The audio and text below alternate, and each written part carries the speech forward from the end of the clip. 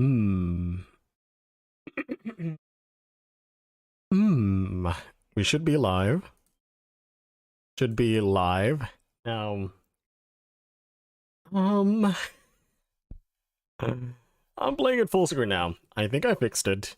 Um, I just moved the I just moved the display port outputs on my graphics card. I put the cables in different positions and it looks like full screen is not gonna die on me. And also, I think it might have something to do with opening Discord for some reason. But also, something else is weird, is that OBS won't show a windowed version of Minecraft for some reason. So now my Minecraft Java game source is only supporting any full screen application. So that just means that this game is in full screen now. I shouldn't have any problems, at least, but for some reason OBS is not detecting that window. So I'm only able to do anything in full screen, which sucks in my opinion. Because sometimes I have to click out, click in, yada yada, to do some stuff, and full screen can mess with that. Full screen just goes all the way down. This is not like borderless full screen. Like, I wish Minecraft could add borderless full screen. That would be great, in my opinion. But yes, today we're not gonna play in Drive, but we are going to get on the EchoCraft server. Now, and no one's online.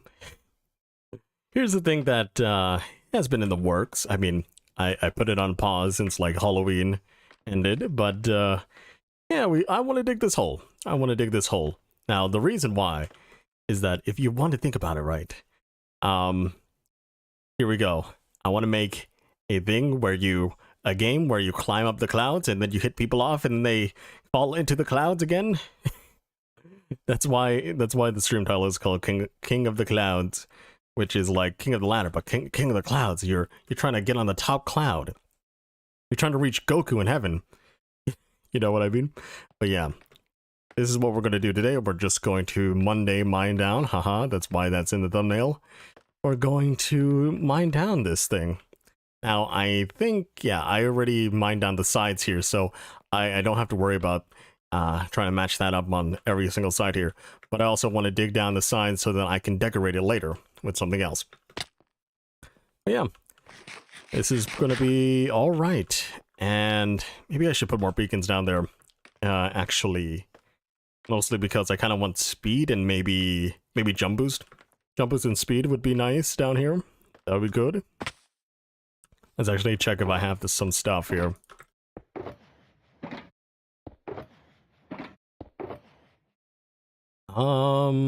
Actually, these can go in this. Tin of glass, do that.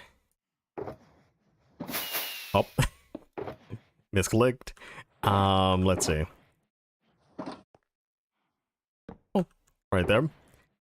And let's get some scaffolding. I don't know where I put... I think I actually put in the lights box. And it's in here. Lights. There we go. So we'll get to... Maybe we'll do the full set. What do I need? Let me see. I think I want speed, resistance, and jump boost. I think those are the only ones I want. So I'll just do 3. 3 more, put that in there, and then we'll grab ourselves some iron blocks. Yes, so that we can expand the beacon down there. All nice and tidy. Good. Okay. Now, if we need 3 more, that means we could just dig out.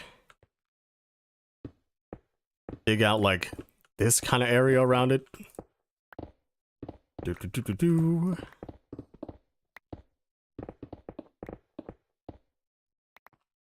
Don't know how far I actually put this down. I think I put it down all the way. But yeah, that is what we're gonna do. I'm not sure if anybody's gonna join today. Usually Monday's a busy day. But it's evening, so maybe some people are able to join.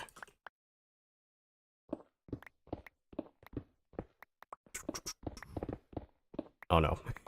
I mean, I am gonna mine it all later, so I don't feel the need to patch it up, but that's not too bad. Hey, Dolphin, how's it going? I saw that post in media share. Gosh darn it. Everyone's getting an egg before me. My luck.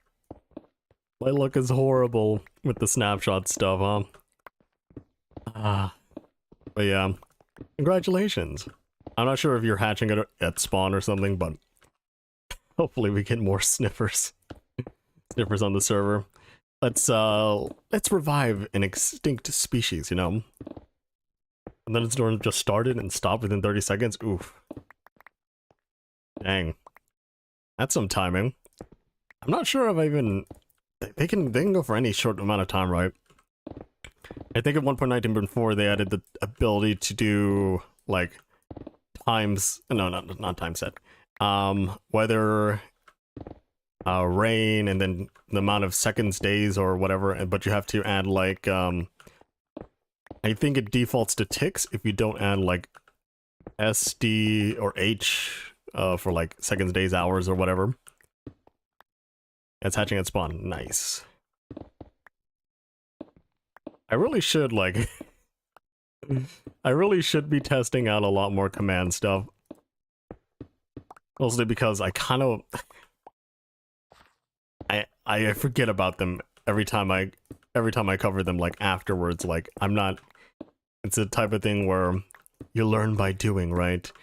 And if you never do it, then you'll never have that kind of memory of doing it.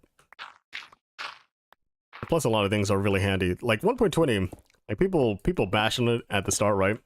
But like, it is a big update. It is most definitely like not a 1 point like close to 1.15 release. Because 1.15, it was still pretty good because of the honey blocks and stuff like that, right? But yeah, other than that, it's been really, really good, this update cycle. I'm glad. By the way, just gonna do a little thing here. I have no... Okay. I was gonna do something here, but I have no, torches. Have no wood. I could have made... Creeper? Oh, man.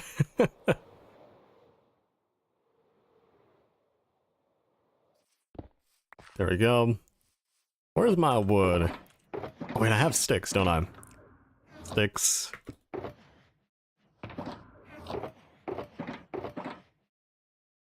Yeah, let's take this all in. Also, I kind of don't need a lot of this since we just mined it up, so we'll do that.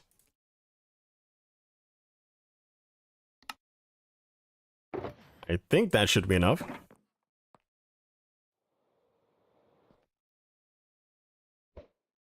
Going back down. And we should be able to... We don't actually need this.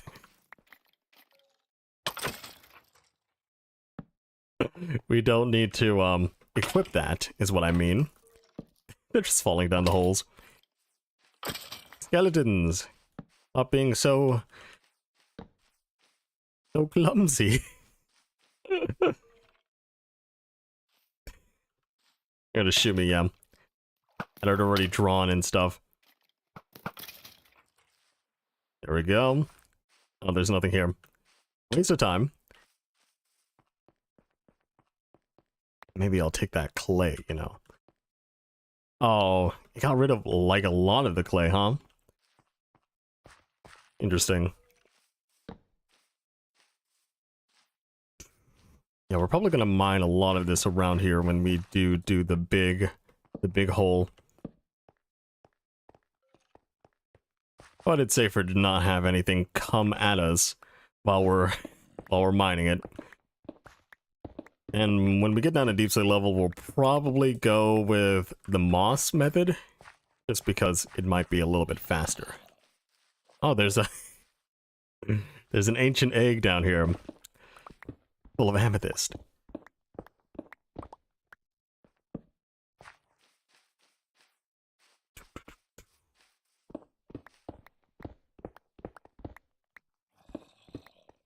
By the way, I will say something good that's happened today. It's that when I restarted my computer, my my mic settings didn't get destroyed. So now I restarted and it's not at 100% by default now. So that's great.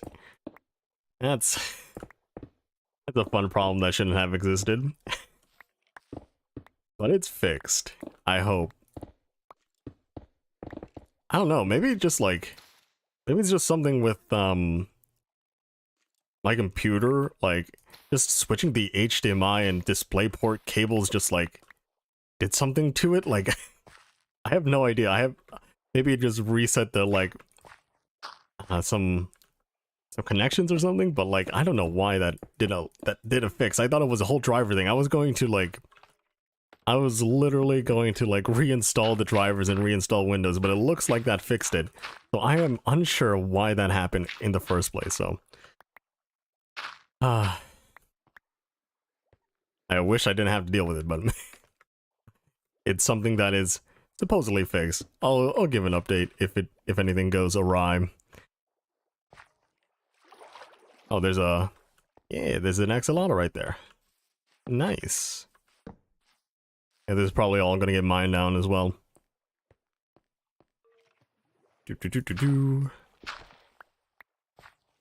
Okay. Yeah, this is part of the way to mine down. Yeah, I put this all the way at the bottom of the world, didn't I? I mean, it makes sense. I want to dig a hole down to the bottom here, but yeah.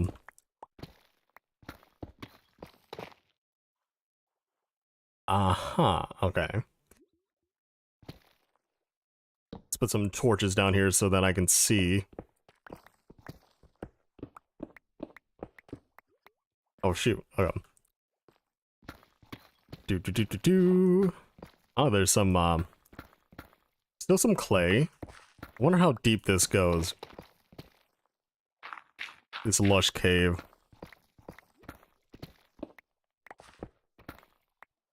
Maybe we'll put a torch there. Probably not gonna get destroyed as quickly. I actually haven't used the lush cave, like, to build, or to mine lots of clay from before. I'm not sure how many people really need that kind of functionality, to be honest. But it's there. You can just destroy a lush cave for that purpose. But I'm pretty sure, like, if you really want all that clay, you'd probably do it a renewable way, right? Like, what is it? Converting stone to moss and then growing a 2-wide taiga tree or whatever. What is it called? On it to create podzol, and then that podzol you can just hoe and then or path it in order to make it into regular dirt. And then you, what is it called? And then you put it, and then you mud block it, and then you put those mud blocks on dripstone, right? I mean, it's a whole process, but it makes sense, right? Hey, Snowcraft, how's it going? How are things? Things are all right. Don't talk and drive, you know? But hello there. How's it going? Hey, Minis Dunyasu. What time is it over there? It is 23:13 here in the UK. Okay. It is 5:14 here in the US. Or, well, yours is a big place. In Central Standard Time. That is my time that I'm here. Or in the US. Oh yeah, hello. And good night, probably. Gotta say good day. Have a good rest of your day. Your day's almost over, you know? Thanks for wishing me 45 more minutes of bliss. Alright, mate? Nice. Glad you're alright. Hope y'all are doing all fine and dandy today. How good are you at flying in Minecraft? I mean, I think I am okay at flying. It's just that if you were to make like a course where you had to constantly fly through like one block gaps, I probably wouldn't finish it in the first try. um, yeah, like do little rings, like it goes like, you know how the dropper maps go? Like you do the dropper map and it keeps going down until you reach this point where you have like one small space to land in, but like imagine that for flying, right? It's like you keep going, the biggest one is like 15 blocks wide or something, and then it keeps getting gradually smaller, and then you reach the 1 block one. Kaplat. Not really a dropper. Wouldn't really be called dropper. I'd probably just name it, if I made that, I'd probably name it like Minecraft Flight Simulator or something like that. What do you think about copper in Minecraft? I think it's good. The only thing that I do not like about copper is that, like, what is it called? It just gets everywhere, you know? There's so many variants, and because there's no, like, bundles or whatever, right, in the base game yet, it's just that every time you try to make something with copper, it fills up your inventory so much. It is not, I can say the same for a lot of wood types and stuff, but like copper is kind of more egregious because there's like wax versions, there's different weathered versions, right? And it's all supposedly just like one material, right? But these are all different blocks, different block types. Yeah. It's kind of like, imagine like, like if every metal in Minecraft rusted, right? I mean, gold doesn't really rust, but like, if iron rusted, right? Like, how many types of blocks there would be? I mean, I think a lot of people would like to build with like iron slabs and iron walls and iron, what is it called? Iron stairs. But like, if you're like anywhere in the realm of like not liking how many variants copper has, then you probably won't like how many variants iron will have, you know? True, green gold.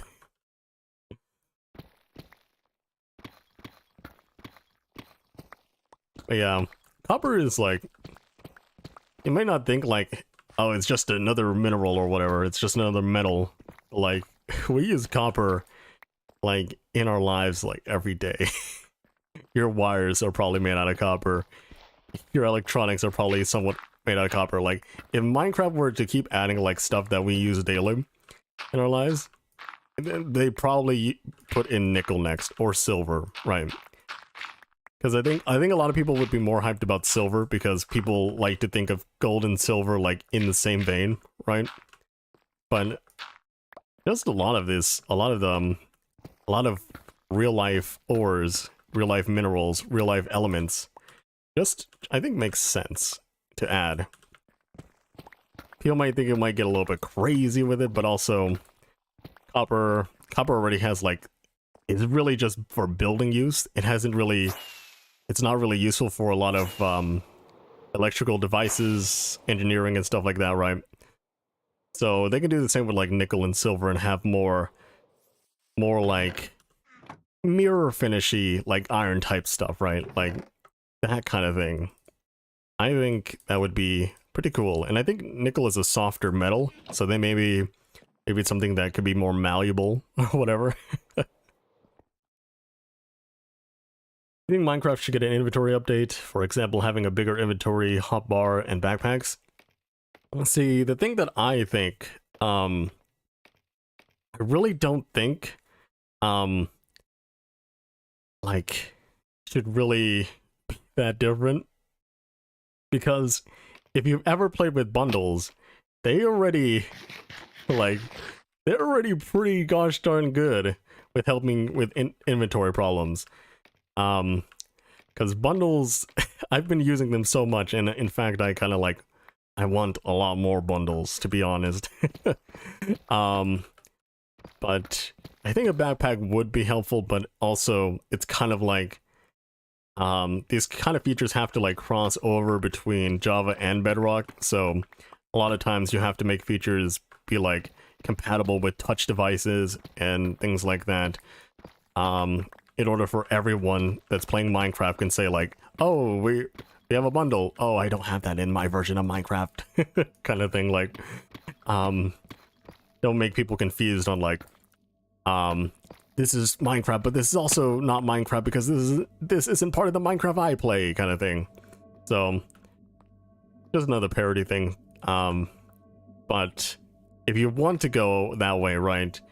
Bundles are, let's say, bundles are useful, but also I wish like for bundles, right? But for shulker boxes, instead of having to place them down sometimes, maybe like you can have it in your hand, right? Like imagine this is a shulker box in my hand. Touching nothing. Just right click, right? And it will open up your other inventory, because that means that you can have like shulker boxes like on the hotbar, right? And you can just scroll to one of them and then right click, oh, I need that one, toss it out. And then right click another one instead of having to place them down all the time. And placing them down still has their own functionality, right? Like placing down shulker boxes still lets you do stuff with shulker boxes while they're placed down. It makes so much sense, you know? And also you can fill them up pretty fast if you use a shulker box or dispenser type of thing and all that jazz, right? But yeah, like I think they should just upgrade the shulker boxes like that. They don't have to create like backpacks and stuff like that, because even if you create a backpack, it might just, you might not be able to open it or see that extra inventory without putting it on yourself, right? But shulker boxes, you can have them anywhere. Or you can make like bags that are like shulker boxes, but you have to open it like this. You have to open it by right clicking in your hotbar, right? And then it will display something somewhere. But also a lot of these problems also might impose like new problems with the cluttered UI and stuff like that. So it's just a lot of things that have to go into consideration when making these things.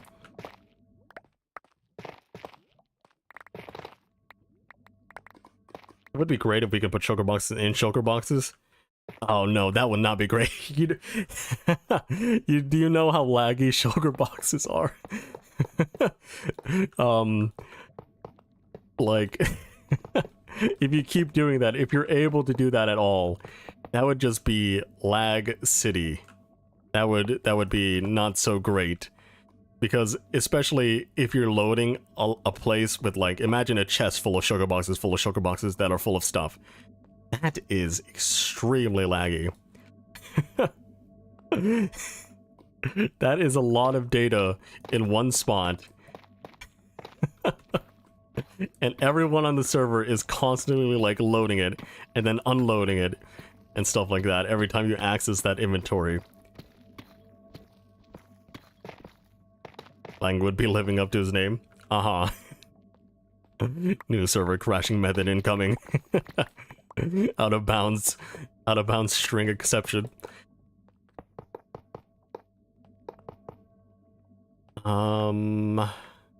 Yeah, that was it, right? Yeah. I haven't used it this side, so I'm gonna have to do this. Yep. There we go. And I think we have enough for the next one. That's pretty good. But yeah, like I said, it's probably not the best idea to to just do that. It's almost like a, what is it called? People are like, oh, that's a kind of thing that would be simple to implement, while not thinking about the cost of stuff.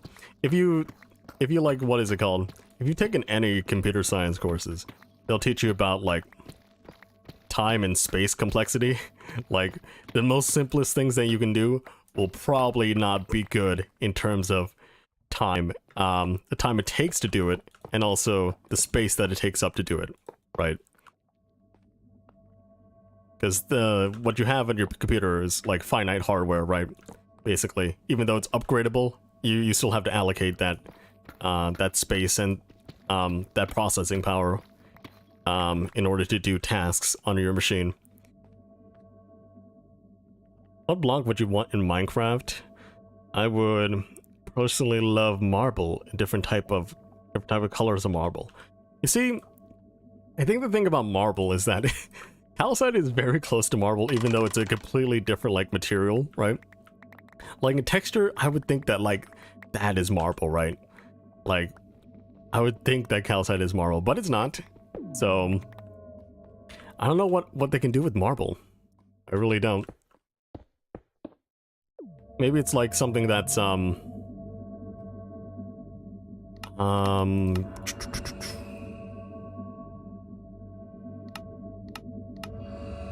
don't know. Also, I'll just do speed 1. I'll do jump boost 2.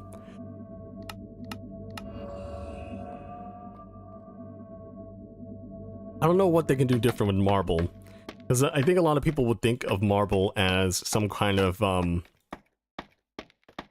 like some kind of material like granite and diorite and andesite, but we already have those kinds of things, right? So what would make marble different? Like, I don't know. Marble, I guess, would be a building block? Yeah. It would be, it would definitely be a building block. But if it had some other use, that'd be good as well. But, and also probably the most easiest thing you can do about renewability is like, have the villagers trade it, you know? Okay, there we go. Fall to my death. Oh, I got resistance, don't worry, and I have jump boost, so that, that lowers my, lowers the threshold for fall damage here.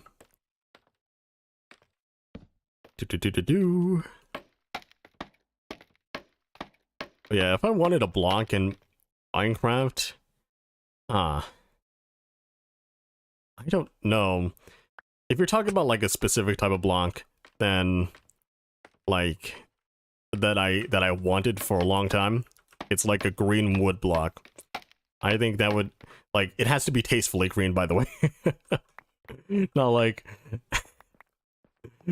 it's just puke green. It has to be like matcha green or something like that. I want a matcha green like wood color. I think that would look good.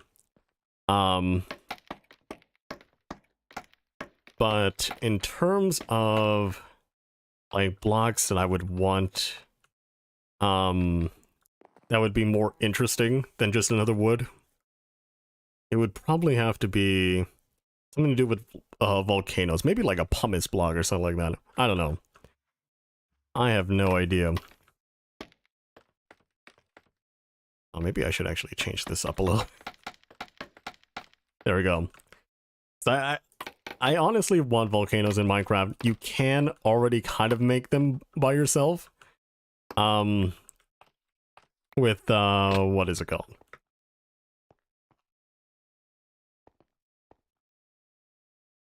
My mind is blanking here. You can already kind of make it by yourself. With, Terralith, I think that's what it's called. From, Stardust Labs. They already have, like, mountainous, like, volcanic biomes. And you can do it in Minecraft. Like, the data pack features for 1.18 are just so large that you're able to do something like that, like, pretty easily. Or not really easily, but the amount of customization you can do to World Gen with that data pack is insane.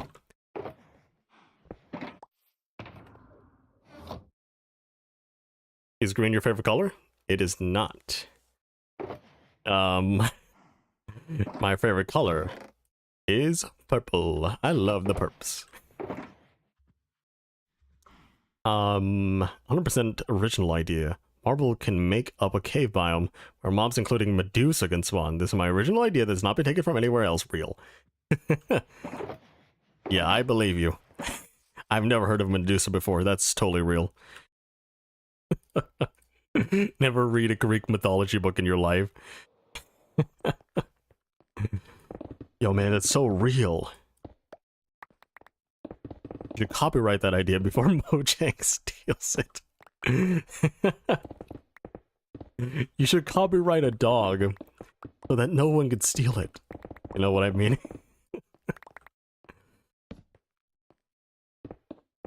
Copyright plants. Nobody will steal that idea.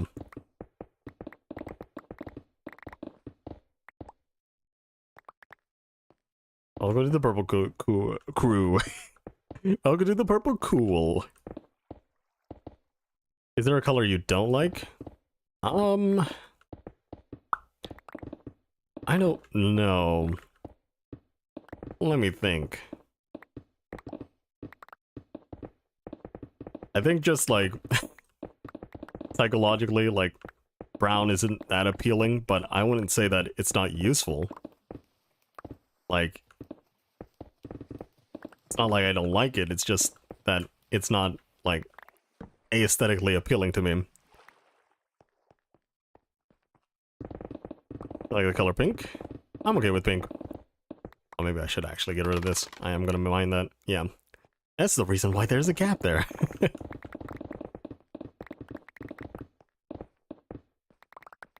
I do like more vibrant colors. Mostly because if you haven't ever used like an OLED monitor or like an HDR monitor, you have probably been missing out on a whole wide range of colors, because a lot of people have to really go with the budget options, but if you see them in stores and stuff like that, sometimes it just doesn't do them justice, just because there's probably so much light on them, like in Costco or whatever. You have so much light on them that it's hard to discern, and also they're right next to each other. Things of the same technology, so it all just looks the same. It's not really a good comparison.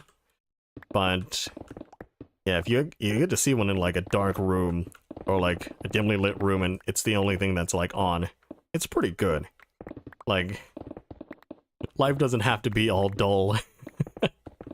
All dull colors. It could be fun, you know? I'm not a fan of orange, to be honest. When it used with other colors, it looks good, but on its own, it's the worst rainbow color. See, I don't like the orange like they used for the wool in this in Minecraft. Just doesn't, I don't know, it doesn't feel right for some reason. It's hard to really say, but it just feels like neon-ish. I would expect a more like orange from an orange colored, like orange from an orange colored orange, you know?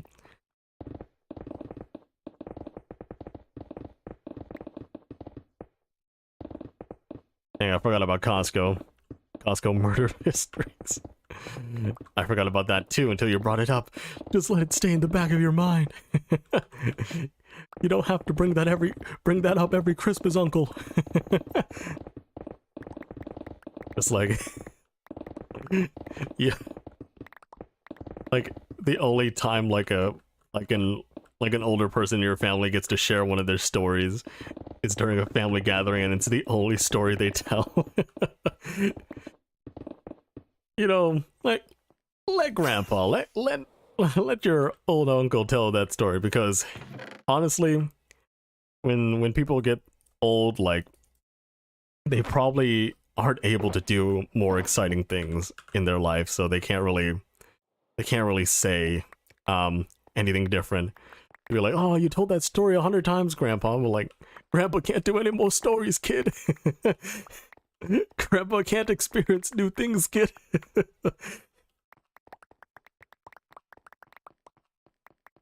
What do you think about the Minecraft mob in general? I honestly don't like them very much. They're easily rigged. I think instead of never adding the eliminated mobs, they should add them later. Well, here's the thing, like the ideas, like the ideas are still on the table. They just get converted into something else, right? They go into another idea or another idea. It's not like you want that incarnation of the mob all the time, right? And plus, developing mods or mobs is tricky, and that's mostly because of AI, their AI and animations. Well, their AI in terms of movement in animations. because a lot of that stuff is just like they've still been what is it called? Perfecting the bee, perfecting the warden, perfecting everything, right? Perfecting a lot of things that require like new movement techniques. Because the bee is just flying through the air and avoids water. There's really not another mob that does that, right? The warden is trying to sniff you out and also attack you, and also trying to be silent as well. There's just a lot of things that are new, even though they might seem like these are new problems posed by the new kind of gameplay mechanics that they introduce, right? And so it becomes difficult when you have to solve for these problems that you create, because obviously if you're trying to add something new, it's never been done before, right? So you have to be able to you create the problem and then you also solve it in a way that's good. Like if you think about like how graphics cards and stuff work, right? Like you might think, oh, just put the pixel value on the screen, but no. There's a lot of things we do with pixels, and lots of things that we do with refresh rates and stuff like that. And plus, even if we go down to like the deepest level, where you're messing with voltages all the time, you're messing with currents, everything's almost electronical. And then also, your screens, your displays. They made a Lego crystals displays. How did they put those pixels so close to each other? Well, that's another technology that we use, right? In order to make better panels, we had to forego like cathode ray tubes for displays, which are just shooting out beams of light in a pattern to millions of LEDs that are in an array, and how to place them and make them consistent so that they're able to like manufacture that product well and sell it well, right? Because if you can do it once and only once, it's not a thing that's gonna be manufacturer like ready. It'd be like a one-off shop kind of thing. Also, I went on a tangent here. I'm sorry. But yeah, just I don't think you should think like just adding these things are easy. Don't fall into the trap of thinking mod developers can do it. Why can't Mojang? Well, Mojang is actually comprised of mod developers. And for former big mods, right? And it's just that they have to make something that works for everyone, is refined, and constantly fix it every update cycle in case something new goes awry, or something they add that interacts with it does something wrong, right? Like it's not like you can just put in a mob and it's done, right? That's not how things work. Because even if you look at like the Bedrock like mob add-ons that you can do, you're only taking like the AI that they've already made, the AI and some animations.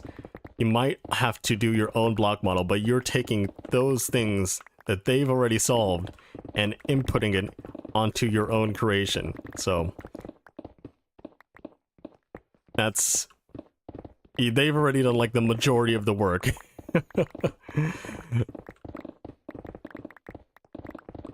But yeah, I think for me it's always about what they are adding and not what they are taking away as well. Just the mob modes are supposed to be fun, right? They're supposed to be like, oh, we have these ideas, which idea do you want us to work on, to focus our time on? And it's also like they also have to work on these ideas across like both versions, Java and Bedrock. So before, like in 1.16 and stuff like that, they're mostly focusing on delivering to Java first. And now they're focusing on trying to get things like done on both platforms, because the same developers can work on both. There just might be, they might have to consult different people on how their technology is, so that they can implement it properly. I once spent hours debugging a program only to realize I was missing a comma. Yeah. that's probably like the most relatable experience if you've ever written any code. It's just like, gosh darn syntax errors. Which is why I think, like, if you ever learn Python, right, you might think, oh wow, nice, but also, dang it, I didn't indent this instead. But I think in making an indenting mistake is easier to fix than if you miss like a colon or semicolon somewhere. It's just not fun to debug that stuff. But yeah, it's also like a lot of features also don't make it to light as well. It's not like they're only working on the features that they're showing you, right? It's just that they're focusing on them to deliver them, like, for an update, right? It's not like the allays were being worked on like during the Nether update and then they put it to a vote because it might not have made it into the game otherwise, right? And it's in the game. So I think that's a fun little thing. They add. But also the point of like the community mob votes is the community interactions, right? They're trying to make it feel like that we have a say in like what goes on in our favorite game, right? And I think they accomplished that, in my opinion. It's just that if you if you think it's rigged, right? Like, because I honestly felt the same when like when Dream did the whole vote for glow squid thing. But we still got a glow squid. It's an ambient mob. It's more useful than the bat, but might not have been like the best choice. So what was it? The Moo Bloom and the Iceologer? Because people have their preferences, right? And I wanted the Iceologer just because I wanted people to get thrown off mountains. That's my goal for it. I think it's funny. I think it'd be super funny that people will just be like, I got thrown off the mountain by this dumb illager or whatever. But yeah.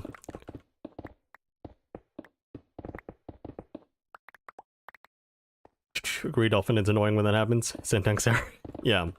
And also, if people don't put like good debugging code in their good debugging what is it called, breaks in their code, then sometimes when you read like an error list, you can't really identify what went wrong, which can suck. You have any school or college stories you'd like to share? Well, I don't really... Someone called. Unfortunately, I hung up. Okay. I don't really have any stories I'd like to share.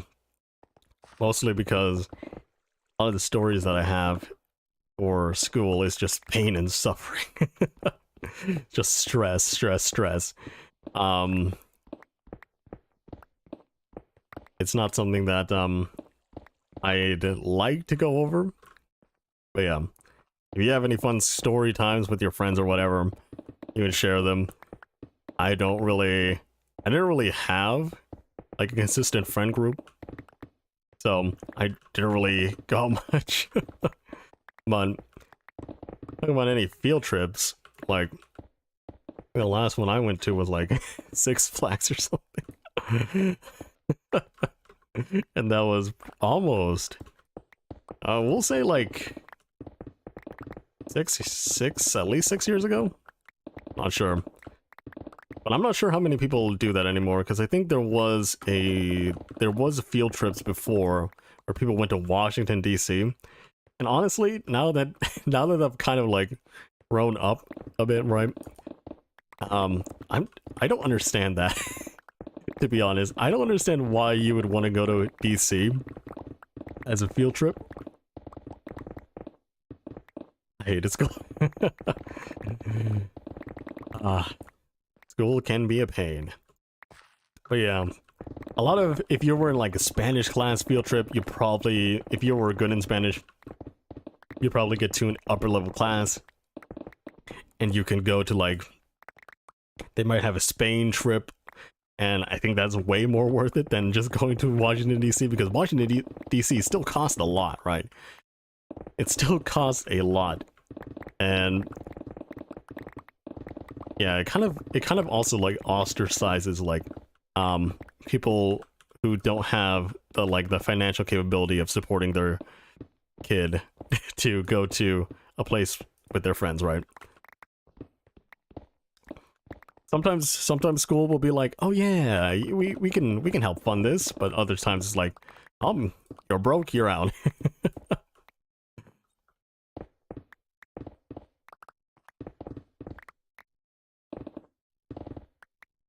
He's at best survival. Hello there, locos. De por vida, how's it going? How are you doing today? And I have no idea what you meant by is best survival.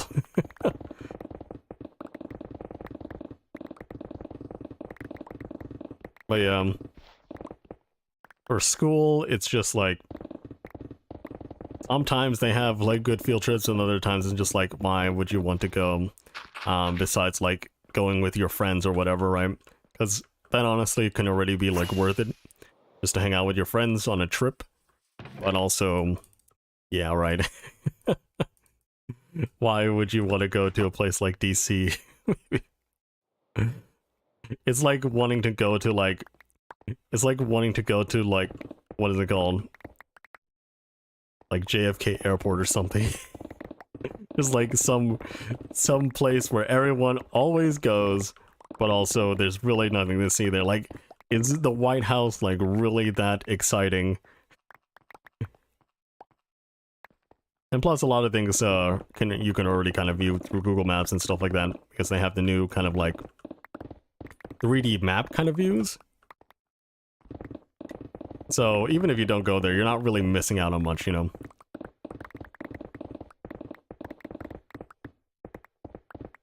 But that's also looking at it like through kind of a business lens, kind of, because sometimes it doesn't matter where you go. It might be just be, it could be just, it's a good time because, or it's worth it because you're hanging out with your friends, right? I'm in upper French class, and in school I'm fluent in French, and we had a week-long trip to France. It was fun. I think the worst thing about school trips is that, for me, I'm always afraid that I'm gonna lose something. I'm always afraid that I'm gonna accidentally lose something and I'll never be able to go back. It's just like, oh shoot, did I pack everything right? Did I don't pack too much so that I don't have too much to take note of? I've been to the White House and I confirm it's not very that interesting. Yeah. Many years ago, I had the option to go with friends myself and stay with a family for a week, but it never happened. Interesting. But yeah, as someone who like travels like every 2 to 3 years, mostly just to visit family, it kind of gets boring. Like the thing that I look out for the most when we travel, right, is not really the locations, like the historical locations or whatever. It's the food.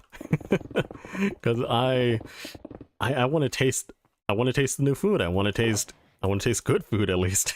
Right? To me, it's just like more worth it to try to find some cool place, some local place to dive and eat. And also, food is part of culture as well, so you are technically consuming culture as you look for a restaurant that doesn't break the bank, you know?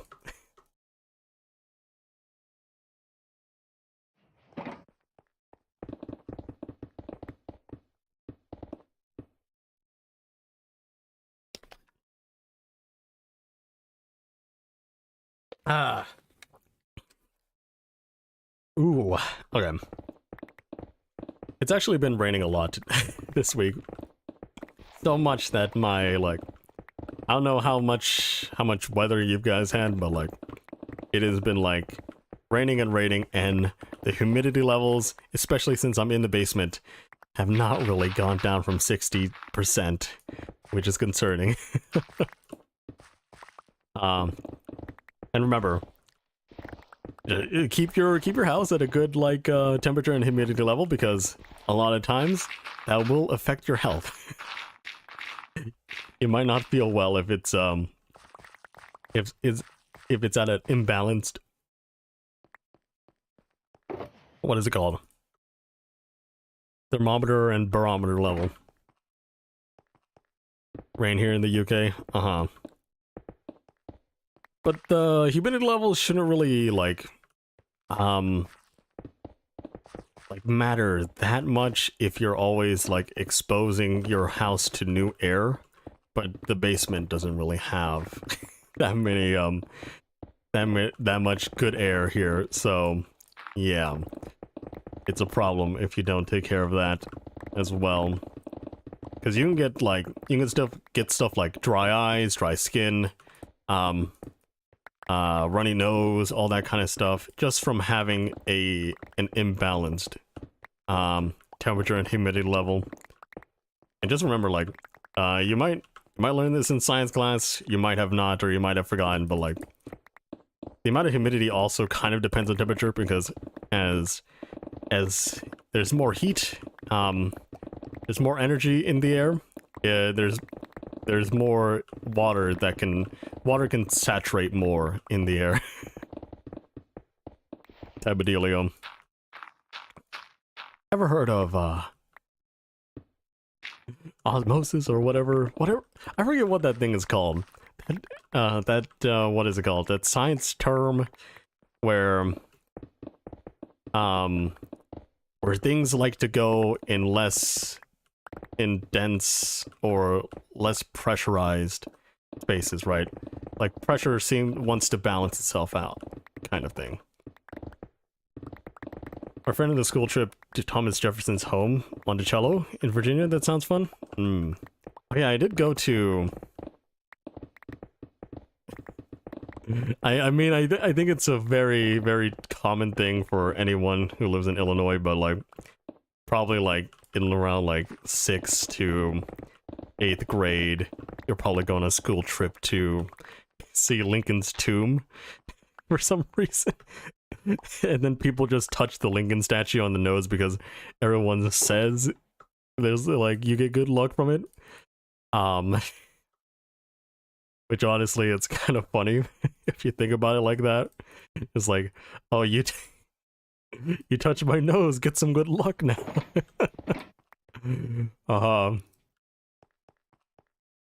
Could be osmosis, I'm not sure. But osmosis is just like, the reason I said osmosis is because it's what is it called? Water traveling between like membranes, cell membranes, or whatever. Or whatever membrane that you're using as a barrier to a less salted state, I think. I forgot. Should retake 5th grade math class, science class, everything. Man, I forgot all about sine and cosine. Just kidding. That's something I kind of like. If you're in physics, in math, those are the kind of things that you know, like, almost by the back of your head there. Otherwise, you would take a lot of time just to relearn that stuff.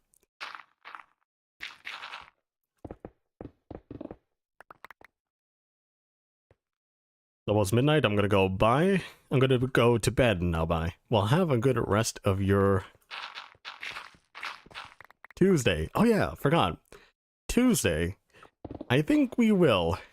Wait, I should do that. I did not mean to do that before. I think we will probably stream the Tears of the Kingdom like update video that Nintendo is putting out. Right? It's on Tuesday, like 7 Pacific or something like that. And I mean, I don't need any more reason to like pre-order the game. I will pre-order it. I kind of want the collector's edition, and if they announce an OLED Switch during that, I'm gonna feel mighty tempted. Custom OLED Switch, by the way. Not like they're just gonna say, oh, the OLED Switch with the Tears of the Kingdom. If it's not a custom one based on the game, custom design based on the game, then probably won't get it. But it's probably like it's so hype for me.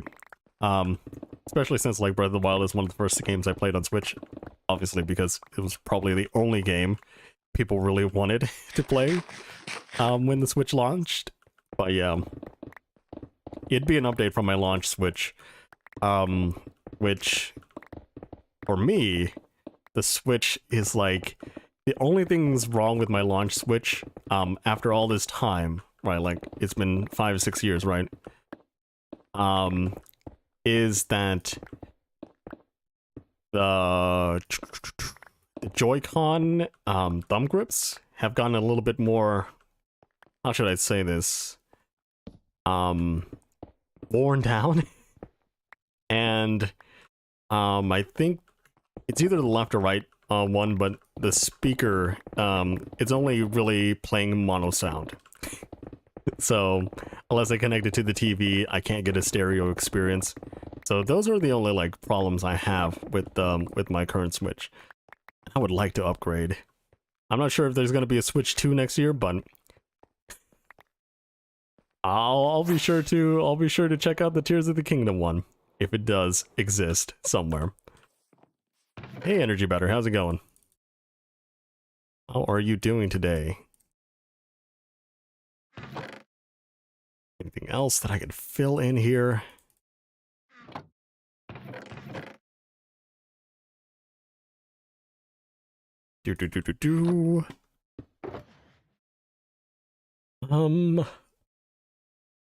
About 20 odd years now since I've learned all that stuff in high school.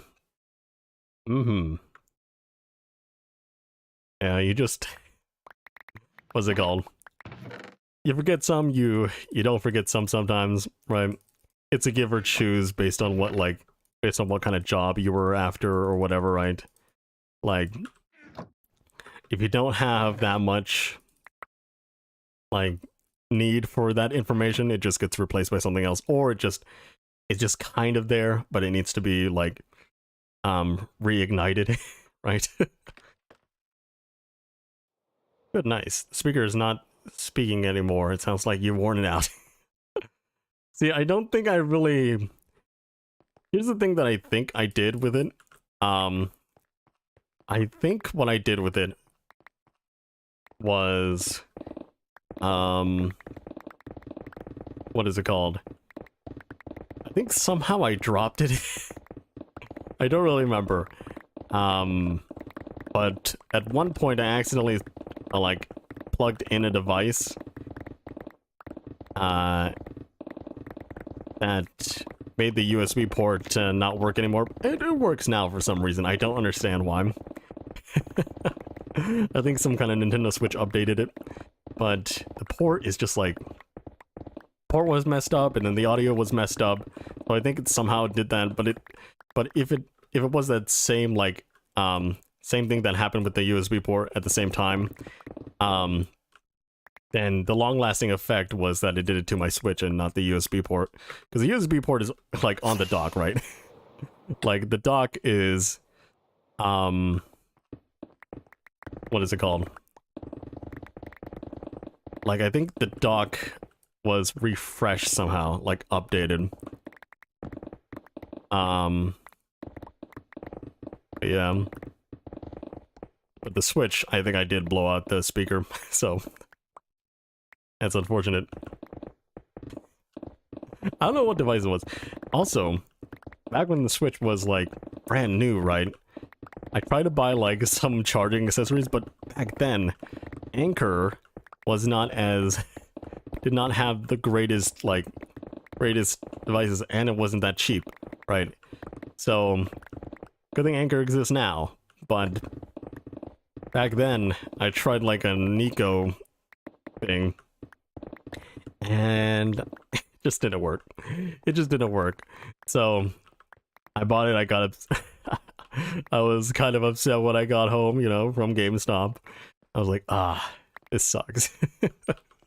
And I didn't even think to return it because I was like, back then, I wasn't really, I didn't know how to really shop for things myself. Back then, Switch came out like in my junior or senior year of high school, right? So it was just like, I don't know how to return this. I'll just live with it. Even though it cost about like, I think at most $20, I don't really remember. But now I know better. Whenever I hear the Switch's release date, I feel old. It doesn't feel that long ago when I saw the answer for the new Nintendo Switch. You feel old, yes. I feel like people don't think about how the Switch was back in the day, but it was definitely not as compelling as a buy. What is it called?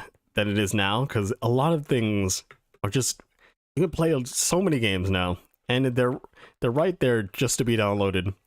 But before then, there was you had to wait 2 years for Nintendo Switch Online to come out, and even still, they're slowly releasing games for the service, right?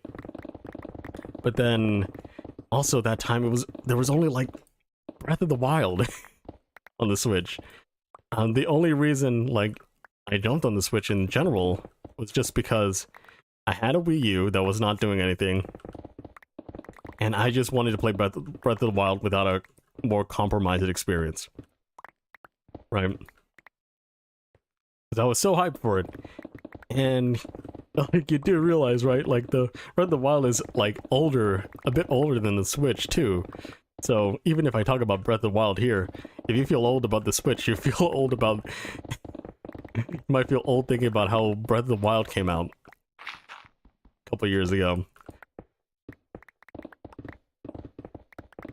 I really feel old now. And it's also insane how, like, Nintendo's using, like, a 2015 SoC system on a chip still. And they probably cost way less than what NVIDIA probably proposed them back in the day, right? So they're still... The Switch is, like, low-powered, and it's also becoming more, like, efficient to sell. Right. But nowadays, it's really underpowered, right? Even things that maybe you try to get in with low graphics are not really hitting like 900p 60. Which it'd be fine if it was like a 900p like stable 30, because I think that's the minimum it should be. Obviously it should probably hit 720p 30 and handheld, because it really doesn't matter what the resolution is, like if you go further up because of how big the screen size is, right?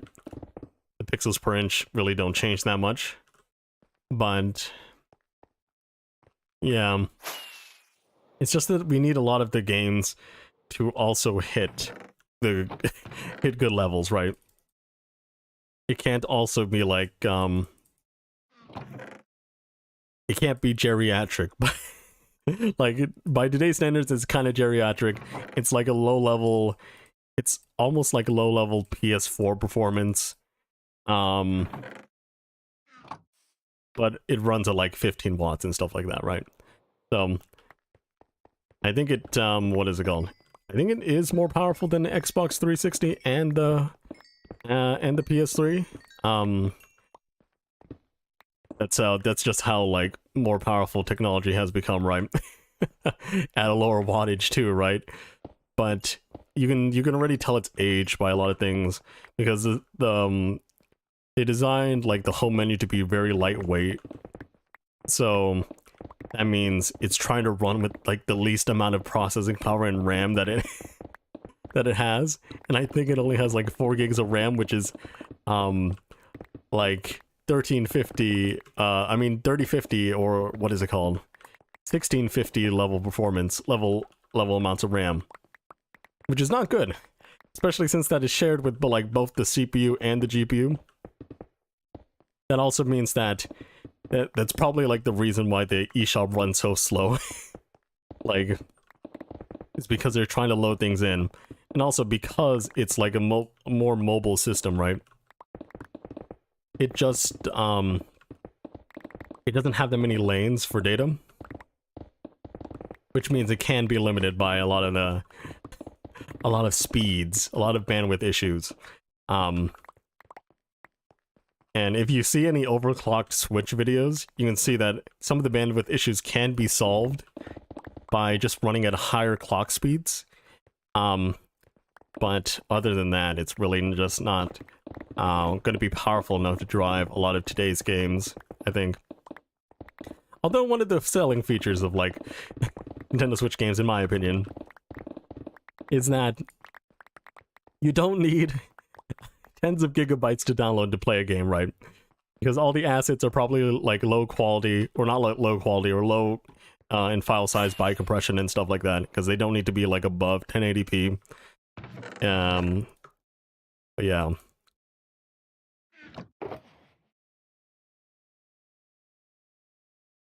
I can remember the original NES. Yeah, definitely more powerful than my old PS1, yeah. Like, things just got way powerful, but now things are just getting way expensive. Like, things are still getting powerful, like, for the same amount of, what is it called? For the same amount of wattage you're putting through something, the new architectures, the new technologies are getting a lot more power out of it. But they're also costing, like, the same amount of performance uplift. Same amount of money, percentage-wise, as the performance uplift that they're getting, right? Like, the 4090 or whatever is pulling, like, even less wattage than the 3090 Ti. And doesn't have good, doesn't have, like, those bad transient spikes that you could have gotten with the 30 series card. But it also costs that much more to get that performance. So there's really not been any progress in price to performance with the latest graphics. But the more exciting thing, I think, is that AMD also has integrated GPUs, integrated chips, which GPUs and CPUs, and I think they're pretty cheap. Like, what is it called? I forget what the name is called. Is it Phoenix? I'm not sure. But there are a lot of chips with multiple cores, a low power draw, right? And has like a 680M or 780M GPU in it.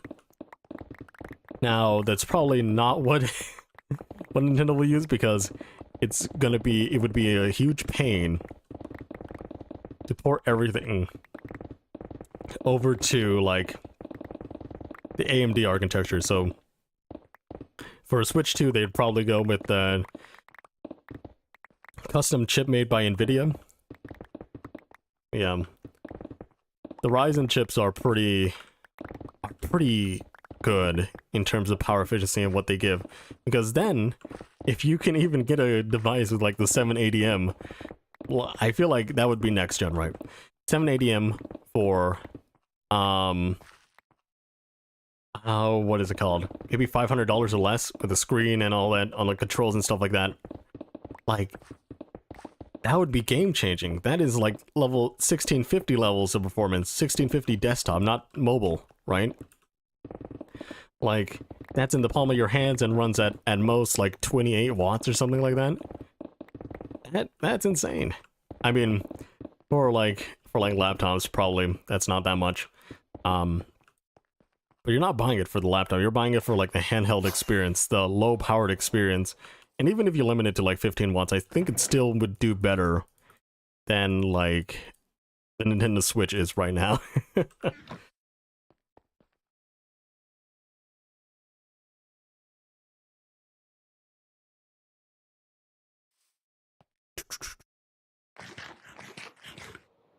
Yeah, it's just kind of like, it's really interesting to see how, like, the mobile space is becoming. Because, like, obviously it's people have a need for more power for less wattage, right? And I think, well, not really need, it's more of a want, but I think, like, we're about to reach an age where your devices are, like, all in one. Like, you know how efficient your, like, phones are, or, like, these generations of phones are, but if you try to push, like, higher graphics, it will drain the battery life pretty hard. So But if these ones will run at like 100% with all the graphics, like ARM, ARM chips were made for like that low powered stuff, right? But now x86 chips are kind of getting lower power, but still, like, your phone is probably running at like 5 to 7 watts, and it has like all day battery life, right? and and a handheld device might need like a 65 watt hour battery in order to hit all day battery life. So it's kind of a toss up between if you want more performance and if you're gonna stay still. But yeah, I don't know. Do you have anything else we want to talk about?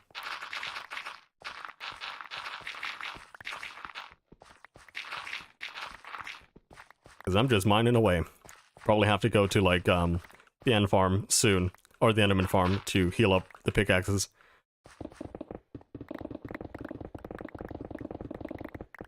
Because even if, like, what is it called? Even if desktop graphics are getting ridiculously expensive for the power they give, right? Not really an improvement gen on gen, price to performance, cost per frame. I think the mobile chip sector, I always keep saying scepter, will be something to look at, something that probably be implemented in lots of devices, because you saw the Steam Deck, right? Like, the Steam Deck is insane. And it's just a Ryzen, there's a Zen 2 APU with RDNA 2 cores, right? And people are still finding that acceptable to play Steam games on. But now things are getting more powerful, more efficient. Imagine a Steam Deck 2. And I will say, the only thing that has not been like, that has not sold me on the Steam Deck is the screen. I don't really want a screen that looks like, that looks worse than the Switch OLED out of a Steam Deck. If they come out with an OLED screen version, I'm jumping on it. That's my drop-in point, I guess. That's what you can call it.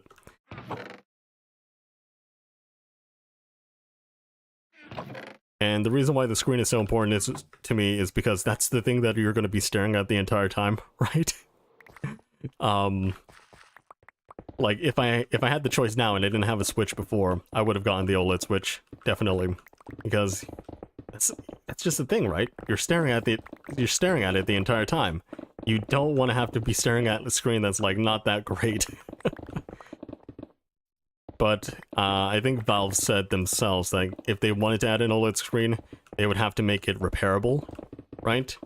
So that people can just drop in, replace it instead of having to buy a new deck. So I think that's good for what Valve is doing. But also that means that probably gonna have to wait a while for them to create that part. Carry on, I'm interested in Tech Talk. But yeah. Ooh. Hopefully. I get a lot done this week, by the way.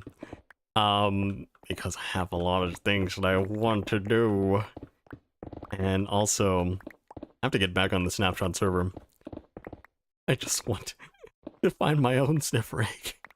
Or at least see the sniffers being born at spawn. It's such a pity.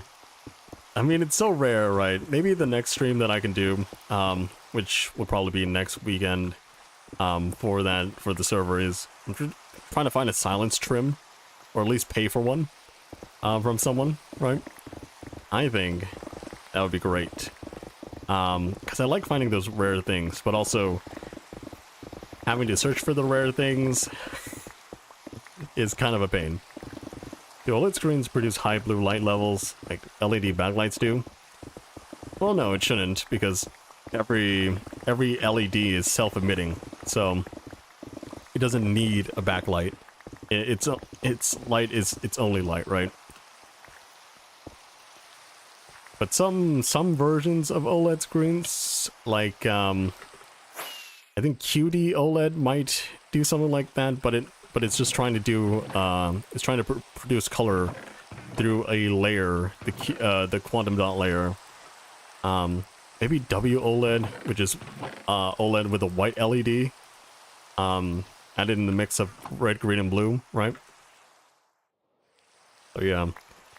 I don't think they have that. A lot of people are really concerned about burn-in and stuff for OLED screens, but honestly, for the new technologies, and just taking proper care of your monitor or your screen, we'll stave off that. We'll prevent it, right? It's just that currently, if you're always doing stuff with like constant UI elements on the screen, like Windows taskbar on the bottom, then probably not. That's not a great use of your screen. You probably shouldn't get an OLED screen, because that would increase the risk of burn-in. But a lot of tests have been done with like you really have to be like doing stuff on it daily and having those UI elements on it like daily in order to wear it down, right?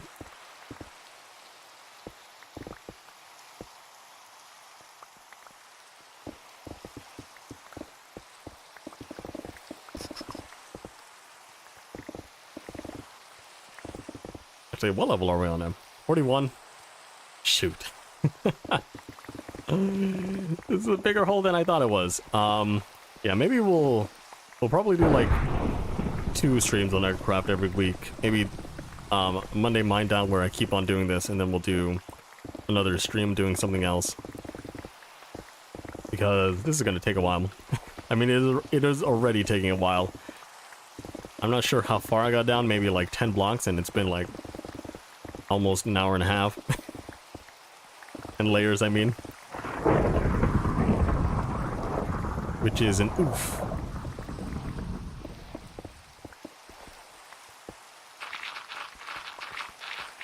But yeah, if you ever want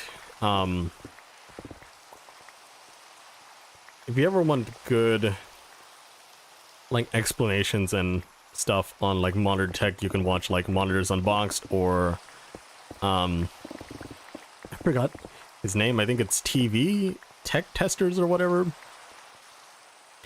HDTV kind of guy. I forgot what his name is.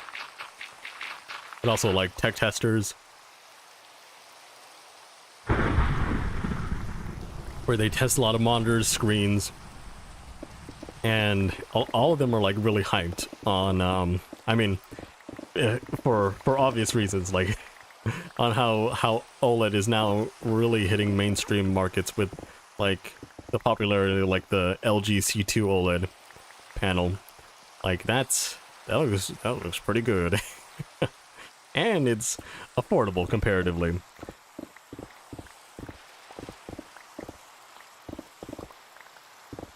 I've not been on for a while. What are you planning on doing? Talking about EchoCraft, I'm planning on finishing the mini games. Maybe on Monday mine downs, because we are still mining down. Right. For the games, for Snapshot Survival, trying to get all the new stuff that has been appearing in the snapshots. We'll probably do a stream tomorrow. It's probably going to be very early. On just reacting to the Tears of the Kingdom stuff. I actually do have like the recordings for Pokemon Presents and the other Nintendo Direct. I was planning on like actually editing them, but didn't have that much time to do that. So it's not been edited. But I just want to have some fun reacting to some stuff. But on Wednesday, there's probably going to be another snapshot. I don't know what they're going to do in the snapshot. They're probably just going to tweak the rarities of the things they just added, maybe. But yeah, I don't know what else though. Like, yeah, I think. Okay, so Echo Saturdays are usually the Saturdays where EchoCraft members really try to get online. don't know what else. I think I was planning on editing the bits that I've had with Lucid these past few weeks into one video that's probably entitled like "This dad tried to kill me twice" or something like that. I don't know. But also I kind of want to edit and post on the second channel because it's more like mature. A little Bed Wars thing that we as EchoCraft did. So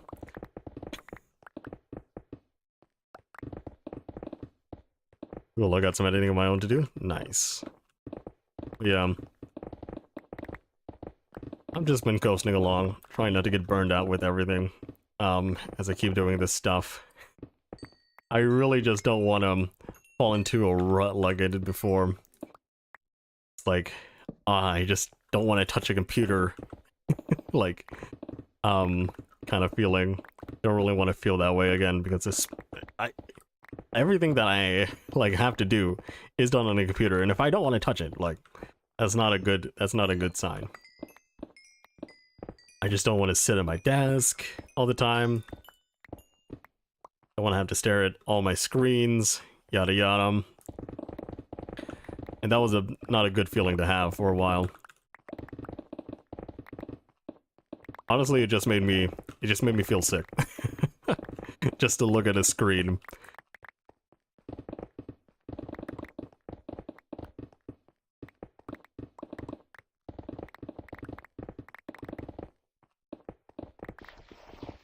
And also, in the meantime, I think I will also, what is it called? I will be getting a new monitor. Just because this monitor, even though it's been doing well, I've started to notice, like, some deficiencies. And it has not been good. There's just tons of, what is it called? An easy thing to spot is, you're not going to see it on your screen, because the monitor has to reproduce it for me, but there's a lot of ghosting. The gray to gray response times on this monitor is not good because it's a VA panel. It has good contrast for being a VA panel, vertical alignment panel, but it is good color reproduction, but it just sucks at refresh rates and stuff like that. So, especially if I just zip around a little bit here, right? Even with VSync on, like, even if I cannot see any tearing, it will look like things are ghosting in and out. Like this bed, as you see, right? To me, if you imagine the corners, like it looks like there's something, it looks like there's like some purple outline, some big purple outlines when I do this, right? But on stream, on anything else, you won't see it. So that's the thing. It's annoying. It's not great. I know it's like a kind of like a minor thing to gripe about, but like, as I said with my other screen, like, screen talk, you're staring at this all day, right?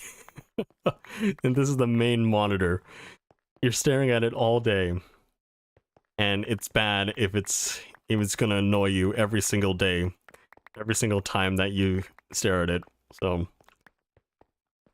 yeah, thinking of just, maybe I should sell this monitor? Not sure. Probably use it back home when I don't have my full setup. It's not really going to be annoying since it wouldn't be a main display, but yeah. Hey Pokemaniac, how's it going? I've been burned out a tiny bit. Thankfully, I've been feeling better recently, especially during after Saturday's chaos. Definitely sucks. I love playing Minecraft, but I just can't play it that much. Never mind editing it afterwards. It sends me mad.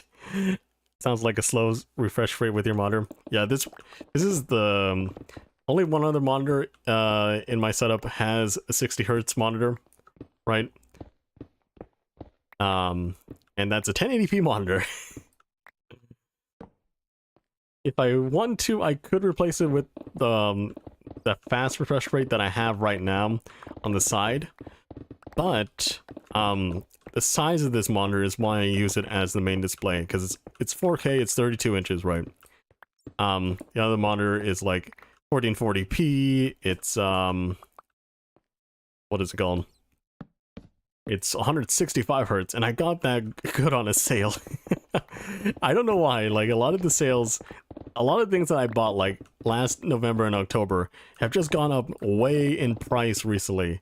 Like, it makes me feel glad that I purchased it at that time. Yeah. Like this monitor that I have right now, that I just recently bought, was like 220 bucks, right? And now it goes for like 320, so that's I feel like I used money well. But yeah, I know what it looks like with the refresh rate, but I think it's just a, like, what is it called? It's just an overdrive plus monitor technology problem, because I think this panel that it's probably using is being overclocked to reach 60 hertz, which is not a good sign. And not a good sign for a monitor. Because sometimes it'll do really really weird things just to reach that 60 hertz. It's like, and it's from Dell too, so I feel like it's just like a thing where they're taking panels that barely fit the spec and putting it in. They just barely fit the spec, putting it in, and then just calling it a day to save the money that they might have used if they went for a higher, like, quality panel. So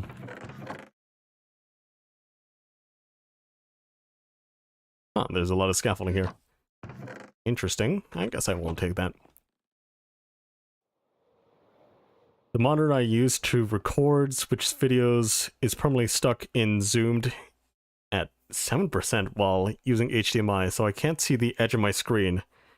In Pokemon, I can't see my own Pokemon's health. Oof. Have you tried, like, setting a custom resolution or, like, or your display through your, like, graphics driver? Like, one of my monitors, like, didn't have a driver that worked with Windows 10. So what I had to do was, like, I had to set custom resolution for it. In order for it to not be 480p, but to be 1080p. And it was a 1080p monitor before, so I was basically fixing a problem that because there was no driver to it assigned recently, it would just default to like 480p. The thing is, I think, is like Windows didn't even assign like a good driver to it as well, because every time you get a driverless monitor, it does try to do a, what is it called? Trying to give it a generic monitor thing, but generic monitor driver. But I don't know why I had to go to the driver software, the graphics driver software to make it work. Because if I plug in anything else, like a Nintendo Switch or something, right? Oh, oops. It would, in fact, output at 1080p. So I don't understand why. Why I had to go in there manually. I thought it took a long time to fix that problem, because I didn't think that it would be that I couldn't I thought it was going to be something wrong with the graphics card, but no, it was just the monitor not being nice. It's a problem specific to my monitor. Oof. Mine is a Packard Bell monitor. Okay for what I use. Oh, Windows 10 is main. Yeah, I think Windows 11 is slightly better for a lot of windows on your screen. Well, in my opinion. But there's still some, like, problems. Especially since I have multiple monitors of different refresh rates, different resolutions, and in a weird orientation. So it's kind of a mess for Windows to figure how to display stuff sometimes. And obviously, like, a lot of it really is kind of like the fault of my mismatched setup. But look, I pay for stuff. I pay for stuff that is like that I need, right? That I need to be productive. And at this 4-screen stuff, I also want to try something new, so that I don't fall into the habit of thinking if something works, it works well, you know? Because if I had like 4 1080p monitors, I probably would not be that productive. Especially at like the 21-inch, 23-inch screen sizes that the 1080p monitors I have come in.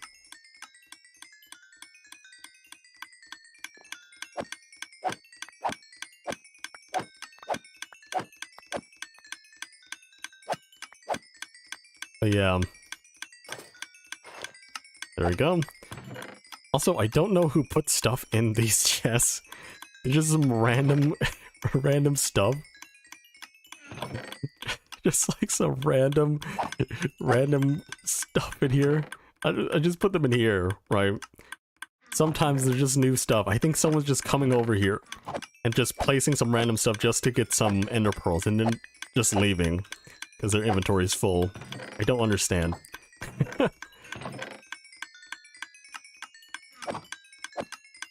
Yeah, 24 inches at 1080p. I think 24 inches is probably like the max you should go with 1080p. Don't try to get like a 27-inch 1080p because the pixel density is just not going to look good to your eyes unless you're farther away, right? 1440p, I think you can go up to like 32 inches, but after that, I think 4K is probably the best. Ramsey put the randoms in there? Jeez. I gotta have a tongue with it. Just kidding. Let's like put the heads in here though. Trying to separate them. That one's full. This one's... Oh, we're already healed up. There we go. Nice.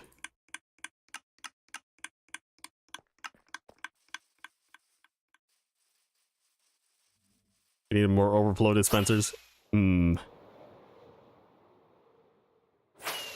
Technically, doesn't really matter because they don't really die in that chamber, so the ender pearl stacks don't really get refreshed. So those stacked pearls will just despawn. But also, people keep taking ender pearls out of the chest. And then sometimes it's just emptied. It's all emptied. And then there's no one for anyone else because no one else is going to be farming ender pearls. This is why ender pearls is free, by the way. Ender pearls are just abundant after one enderman farm. And it's barely useful just because I think a lot of people just don't use ender pearls for some reason. I always like using ender pearls. But I don't think a lot of people see the need in purchasing ender pearls. Because they don't use them, and because it's so easy to get after you have an enderman farm, right? But shulkers are another thing. Shulkers are probably not that easy to get, but once you've got an infinite farm going, there's a lot. But shulker boxes are also made out of chests and wood is very difficult to get a lot of, and making a stack of shulker boxes is quite a pain when you need all that wood. I use them especially since I can't manage to keep an elytra for very long. Oof. That's a shame right there.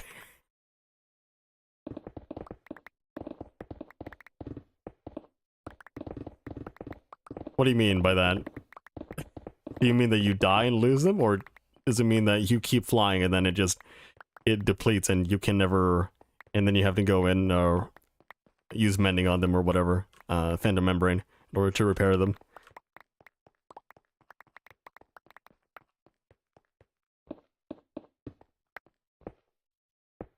Because I can get it if you're dying. Flying can be very hard when you have not so good connection. For any set of tools that matter, I'll die, disconnect for the lagging, everything despawns because I can't get them. Rip. Ah. Yeah, that sucks.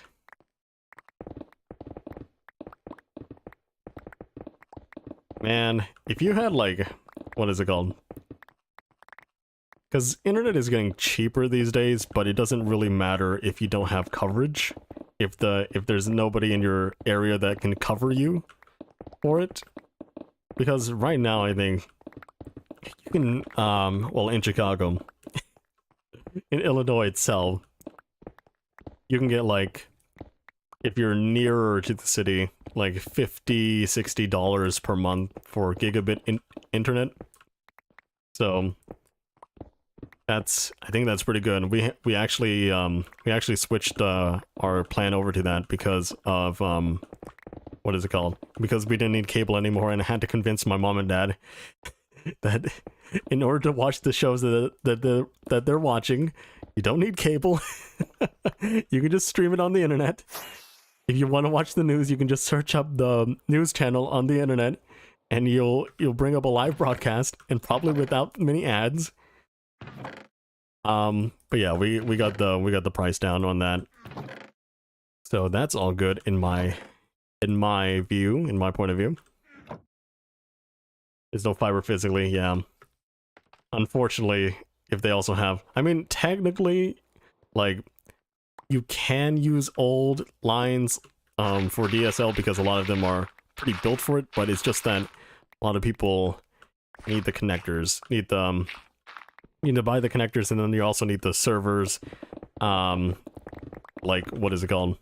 You also need to have like a service area for it, and they're probably not going to be building that in some areas. Maybe it's probably better just to get like something like cellular data, unlimited cellular, or what is it called, or Starlink, so that you don't have to set up a wire. But other than that, it would suck. It sucks. I have fiber. I die from spiders eating me or creepers creeping up on me. I've looked into mobile hotspots, but they aren't cheap and aren't super reliable. Yeah, but at least they're faster. Because the US doesn't really have, like, compared to Asia, Asia uses lots of cellular data because they don't really want to rely on placing lots of wires in the ground. Which is why if you go to, like, Thailand, if you go to, like, Korea or something, you get a cellular plan.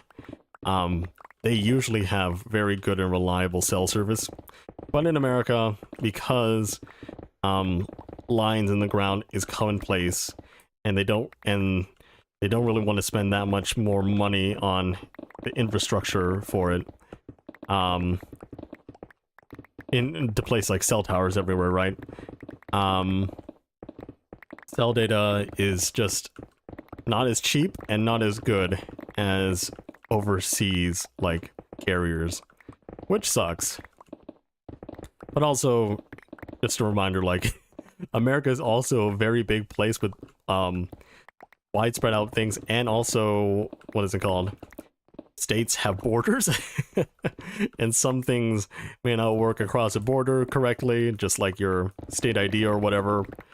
Just like a lot of things can also be, what is it called? A lot of business can be shut down just by going to a different state. All that jazz as well. It's kind of... It's not the greatest situation for US cellular data. And also, I mean, if you live in a college town like I do, a university town, you probably have fiber like me. I see Snow's got fiber, I've got fiber, but at home, I don't think there's a choice for fiber. There's only gigabit. So, there's only at max gigabit. And, yeah, just a lot of a lot of limitations based on coverage and infrastructure. Lines of the ground are commonplace here, to be honest, but most people use cellular data for streaming. Yeah, lines of the ground are they're pretty difficult, especially since if you're not settled for it, like in the US, many things are like in the ground, you know, right? Like, what is it called? You have your plumbing, you have a lot more stuff like that, but in other countries, that stuff working in the ground is not that common, especially in places where the ground is less stable than in the US. So there's lots of wires in the air, or there's just stuff on the ground and not in the ground, right? Utilities is the word. But yeah, it's really, what is it called? I think it's really bad that like the US is more like focused on, I mean, it's not that bad, but considering like the age that we live in, I think like the US not being really focused on expanding internet infrastructure, healthcare infrastructure, and all that, and only focus on like roads and repairing roads. But roads are important as well, but also being able to send information instantly through internet and stuff like that also is very important, in my opinion. That is an infrastructure that we should definitely invest in and make sure that companies don't try to what is it called, get in the way of consumers like rights, and not be like, oh, we want you to pay for less kind of dealio. Like a lot of like what is it called, service providers lobby the government in order to loosen the restrictions around them so that they can charge you more for less service, and also cut down on everything, which destroys reliability and stuff like that. There's some good providers that are just local, that will send your data through like because that's what university towns use mostly. They don't really go with like the big names like Comcast, AT&T, Verizon. They use like local hosts, basically. Our roads here are in some places full of potholes, yeah. Which is a shame. It's also a thing where a lot of government really focuses on the places where people are most likely located, which is why like Chicago gets worked on more than more rural areas, because more people travel through it, but it doesn't mean that other people are not anywhere else, right? So it's just like obviously there's a priority in helping the most people, but also that's not all people at the same time, right? So a lot of times when you go out to like rural Illinois, there's like because a lot of cities might not have enough funding to repair roads and stuff like that.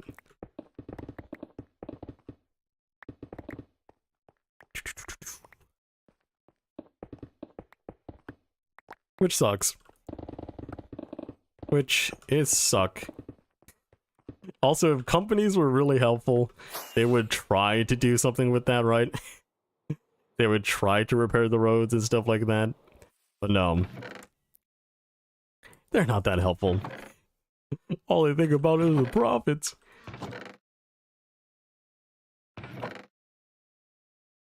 Just, what is it called? Just company things, you know?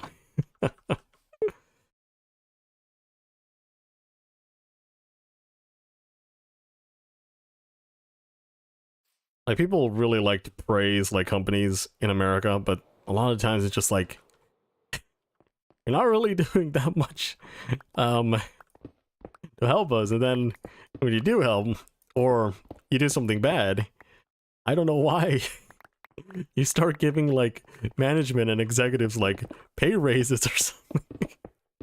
like I don't know why.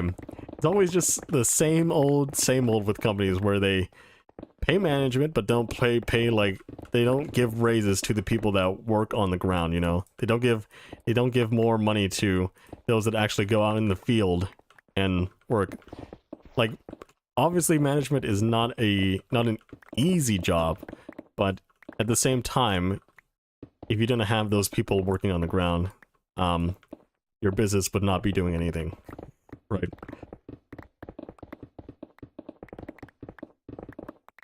Your business would basically be worthless if it was only management. I heard you say when you go to rural Illinois. Oh yeah, rural. Yes. I love Midwestern tongue. Just kidding.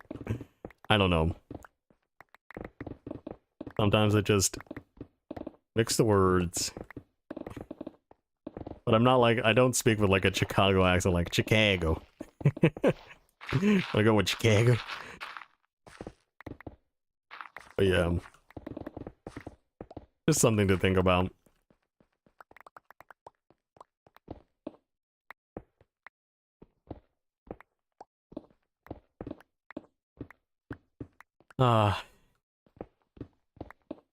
You don't have like that, what is it called? That I don't have that like that accent, the more drastic, I don't say, maybe not drastic, more powerful accent that like Lucid has. Like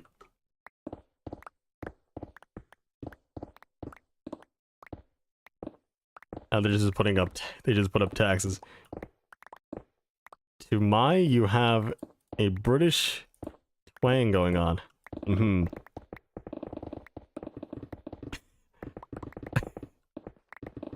I sound British, mate. Don't. That was a joke.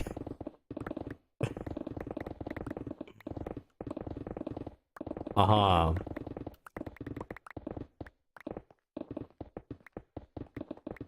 It's always like, what is it called? It's those things that you get at like elementary school, where when people hear, when Americans hear British, I think the most thing people say, kids say, is just like "govna," because that's all they know, and then they like tea when they learn about like the Boston Tea Party and stuff like that. Just like that's how American schools are, American school children are just like, yo man, that's how the British be, am I right?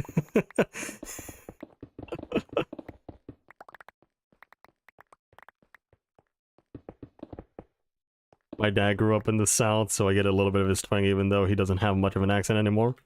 There's just a few words in there you can't say without a twang.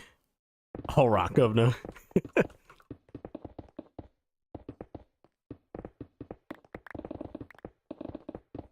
Just like... I think a lot of people, like, what is it called? A lot of kids are just always hung up on the most famous presidents. Just like George Washington and Abraham Lincoln. It's like, I want to be Abe, or I want to meet Abe, or I want to meet George Washington and stuff. Kind of thing. I think it's something, it's slightly weird, in my opinion. Just how like kids will get so fixated on the most famous ones, and then just like, oh yeah, who's Andrew Jackson?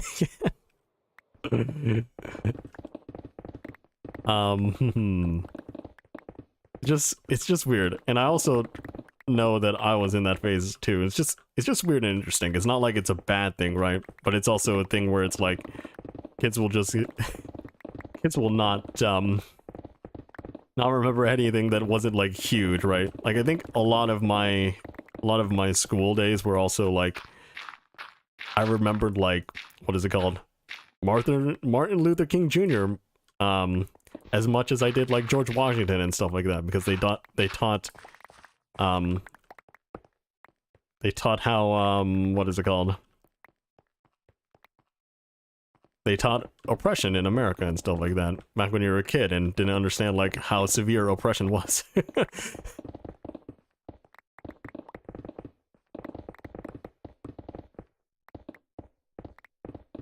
Also, a lot of people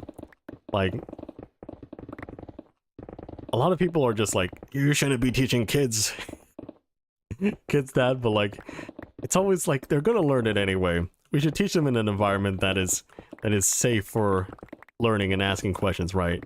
Not be like, don't ban these topics because you think like it makes America look bad or something like that. But like, America didn't do every good thing in the world, you know? Like, do you think America is not is like the most innocent country in the world or something? Like, I don't know. I feel like people want to like what is it called? Like, whitewash history by being kind to it for some reason. Like, by what is it called? By not making it out to be very bad or something like that. Like, geez, man. Like, we should teach people the truth and not water it down just because you think it's not suitable for your children or something like that. Like, my guy, they're gonna learn anyhow. You're just teaching them to like think not everything's that bad when things can be bad and has been bad, you know. Guys, it's not that bad, guys.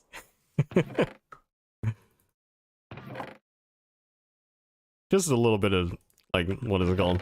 It's a strange peeve that I have, just like how people just like try to like, what is it called? Rewrite history in that kind of manner. Hey, Shigara Kiri. Good evening, everyone. Greetings from Germany. Hello there. How's it going? Greetings from Illinois, USA. I'll give you my postal code if you want it. Just kidding. Yeah, send mail to my P.O. box. I don't have one. You know, that's a kind of... Has any of one of you like sent like mail to somewhere, right? Like mail to somewhere that you like know of? Because I remember when I was a kid, I was like, I always watch those shows where it's just like, yo, send mail, send some mail. We'd like to hear from you. And I was like, yeah, I know how to write letter. Very tired. How are everyone? I am doing okay. Just ate dinner, which is great. Cooked it myself. I was contemplating actually just doing a Mr. Crab voice, but I feel like my voice is not that good right now. Yeah. Hopefully you'll be doing well tomorrow and for the rest of the week. Hopes. Fingers crossed, you know. Fingers crossed things don't go sour after today, you know. But honestly, that's a wish that you can make every day of the week, right? Also, it's kind of weird, right? Like, the structures, if you think about structures, how we structure our society, right? Like, it's kind of weird, but also interesting that we do, structure things by the day, right? Like, just imagine, like, it doesn't have to be like a week, it doesn't have to be like a month, right? But we just take that from like older structures and we adopt them to our current day. Because I think it's obvious where the day comes from, right? Day and night cycles, but also day and night cycles are different for everyone else, which is why like UTC exists and all that stuff. Greenwich Mean Time, yada yada, GMT. Your voice is very soothing. I like it. Well, thank you. Thanks for that.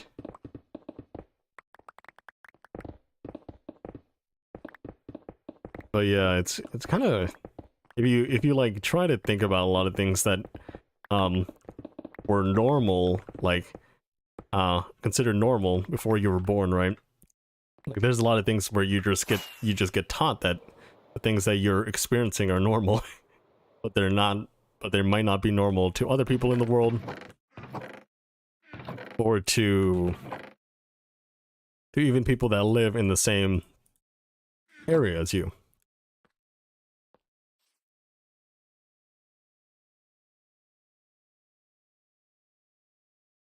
But yeah, it's kind of something to think about, like try to like deconstruct what we've been, how we experience like a life and stuff like that, right? Like try to deconstruct like why things are, and if you do that, you might not take a lot of things in life for granted, right? Like it's like things progress, things happen, right? But if we don't understand them, maybe we don't actually know.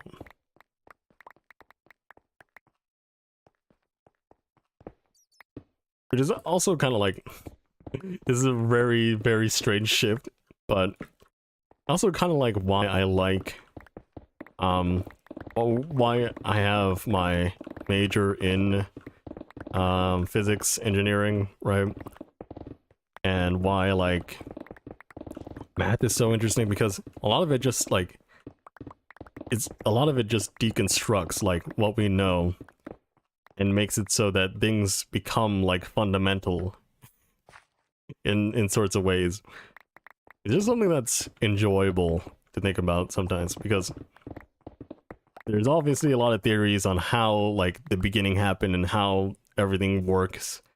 But every time we think about it, I think it's just interesting in how we're able to deconstruct something that has been in place in our universe for billions, trillions of years, right? Before we were even like, what was the timeline that humans came into existence?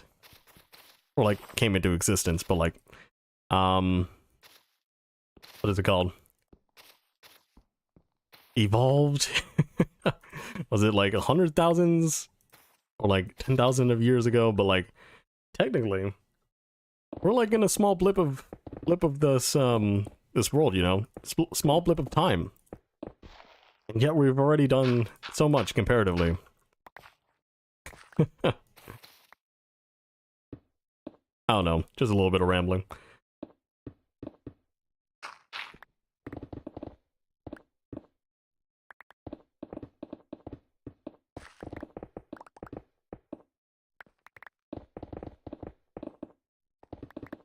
What are you doing, by the way? I'm digging this hole for a minigame that I want to build.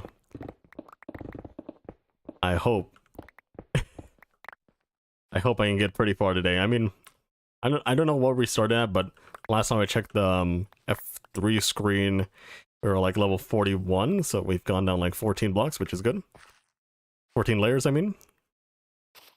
I keep saying 14 blocks, so like that doesn't sound impressive, right? But when I say 14 layers, you're like, oh, nice. That's better. And that gives a more accurate depiction of what I'm doing. Yeah, I think I'm mining down on Monday, guys.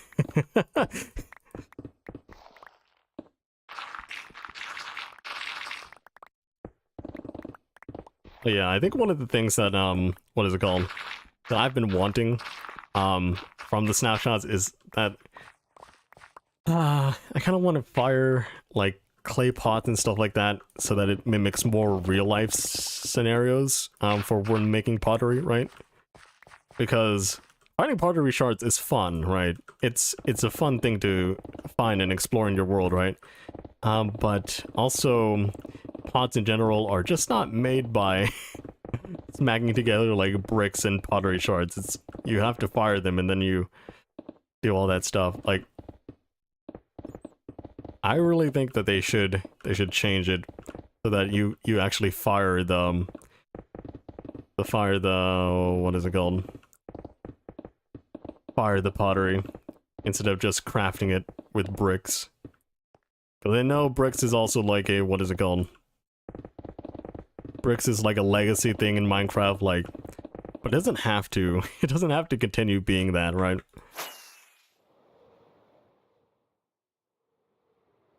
Using the furnace? Maybe. Maybe using the furnace. Maybe furnace for pots. Maybe for unfired, like, decorated...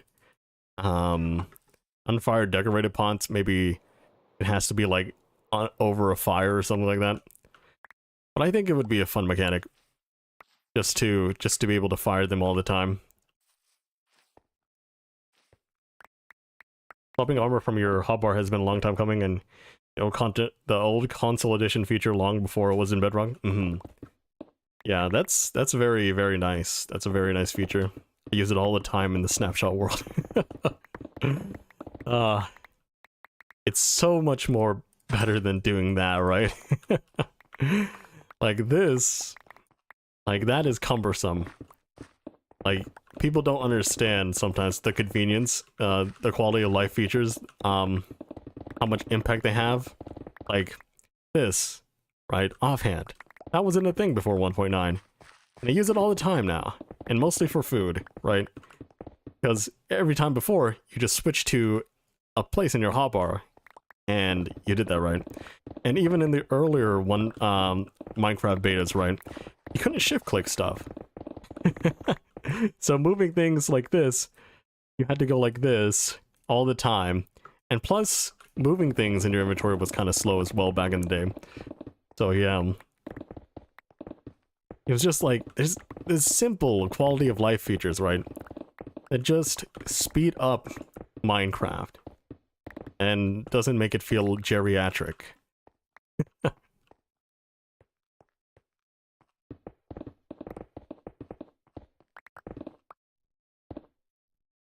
Use a campfire instead of not to fire them? Maybe. Maybe that'd be nice. Because we already use like campfires to like... I mean, campfires aren't really burning though. You... in order to use a kiln, it should be really burning, right? So I think that's why I don't particularly like the campfire thing, because campfires are really just smoke and heat. And some heat. It is also why, like, campfires, when you use them in the game, don't really burn you when you step into them, right? They're not supposed to be like an uncontrolled light source, uncontrolled fire source, right? That's also why you can just put them right underneath bees' nests and bees' hives to make the smoke them out.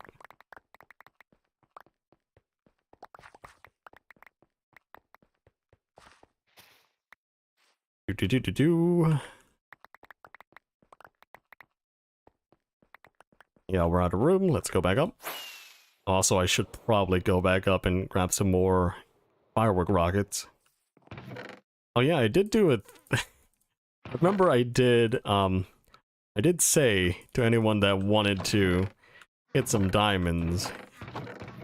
Oh, I totally forgot I did some of this stuff here. That for every level that you mine down here, right, that it, you can get a diamond from me. Because I obviously don't want to mine this all, but I have to do it anyway for the minigame. If any echoes are watching, you can mine a level, you can send me a screenshot, send me 2 screenshots of your starting level and your finishing level, and I'll give you a diamond.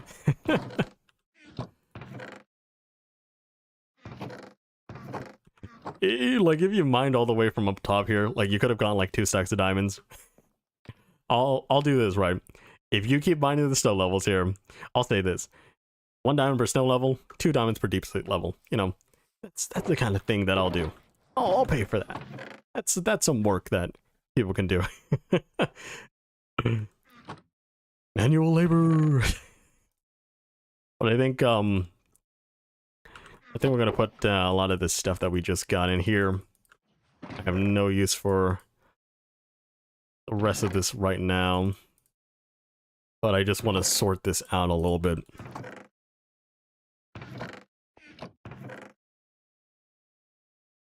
Oh, I should probably put that in the scaffolding chest. Yes. That was a while ago, so I don't blame anyone if they don't remember.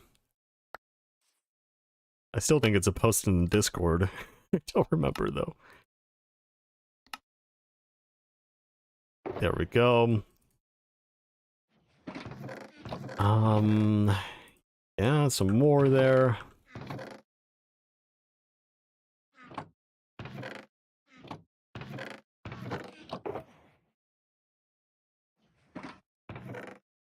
Here.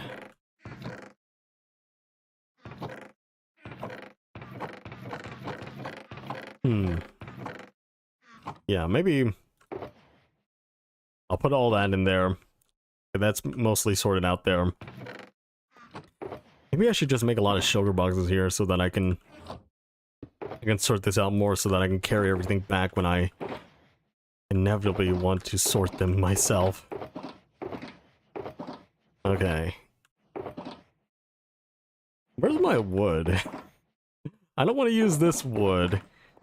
Where did I put the... I should have a lot of wood here.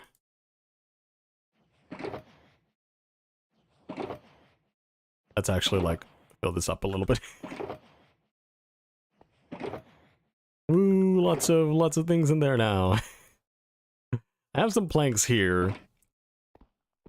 I thought I had a stack or something of chests, but I can't seem to... Maybe it's in the redstone chest?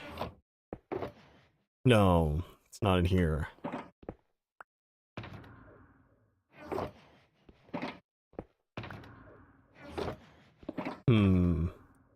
Guess I will just take out this mangrove one. Yeah. You have a lot of mangrove wood. I'll make enough chests here.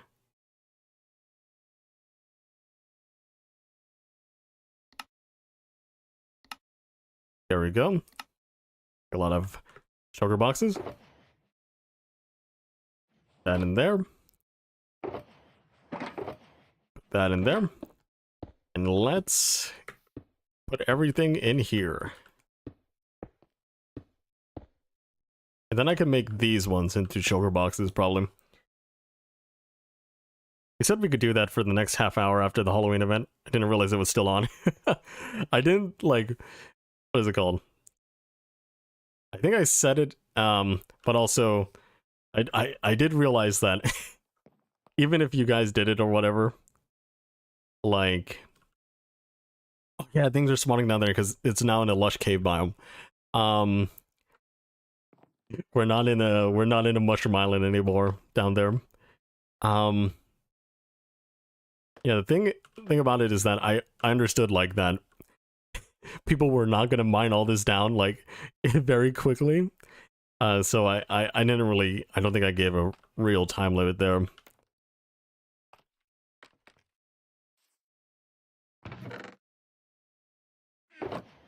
So you still have a chance to to gain money if you want for mining out some of this stuff.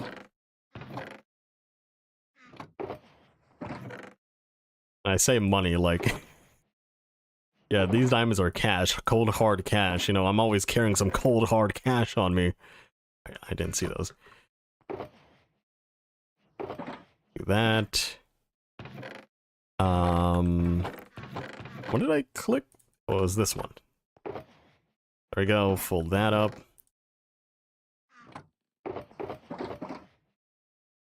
At tons and tons of stuff, right? It would take me months to mine that far down. Don't worry.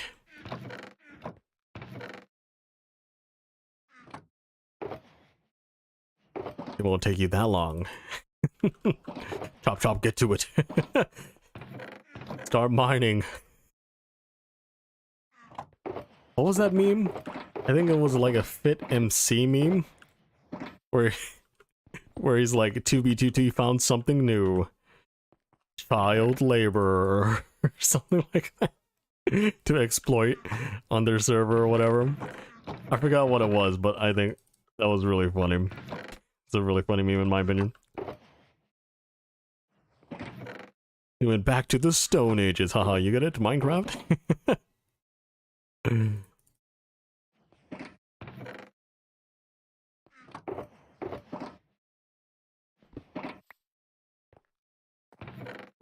A lot more stone there. Do more stone. Yeah, we can definitely do more stone.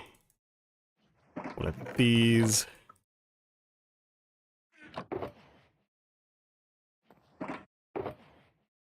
If I started mining now, I should be finished in about 6 months. I mean, I don't think it should be that difficult. It's just that if you don't have anything to do while you're doing this, or like listening like podcasts, music, or whatever, right? You're just gonna be. It might just feel a lot painful. You might feel a lot of pain trying to mine down this place.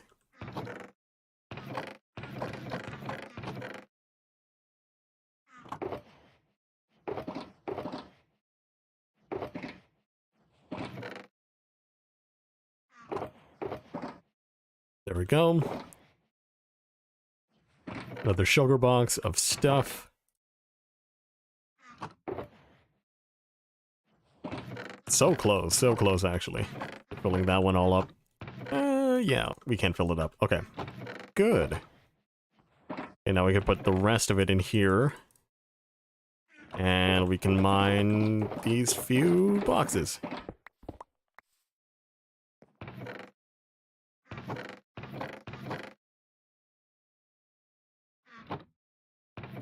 Okay, that went into my inventory. I was like, where did it go?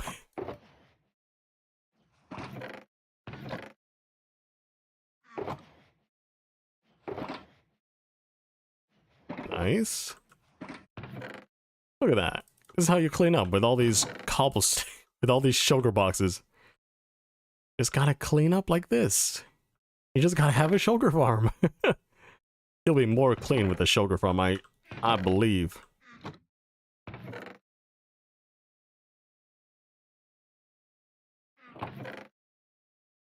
Did I just toss out my pickaxe? Oops.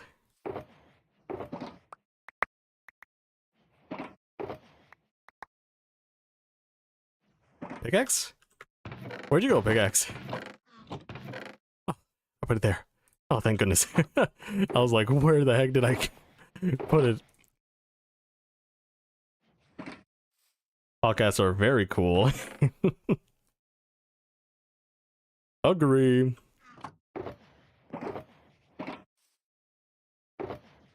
Okay, these are all cobblestone filled. Put it like in here. And yeah, we'll grab these, like put it in here-ish. We need more shelter boxes. And these ones should be close to empty, so we'll take these out. That. Like that. Put those down. Let's put these down now.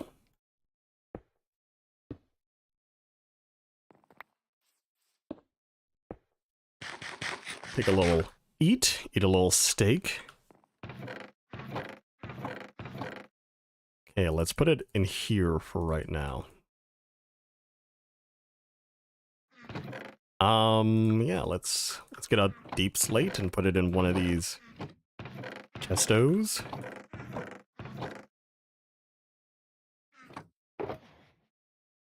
There we go. Granite. Let's do granite next. That's a lot of granite right there.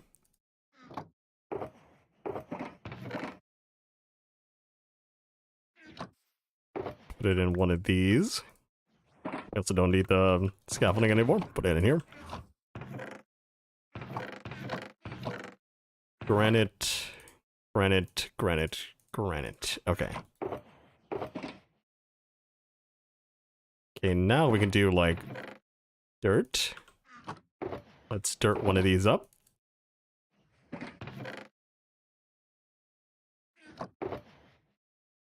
Okay, that's good. Let's do mycelium in another one. Like so. Do andesite in one other. It should be very, very close to finishing the sorting.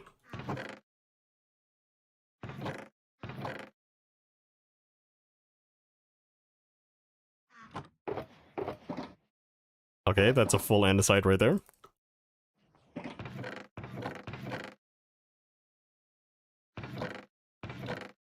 Andesite, andesite. Andesite, andesite, andesite. No andesite there. Ooh, that's nice. You could diorite and gravel at the same time. How's out that dirt? Alright, gravel, no tough.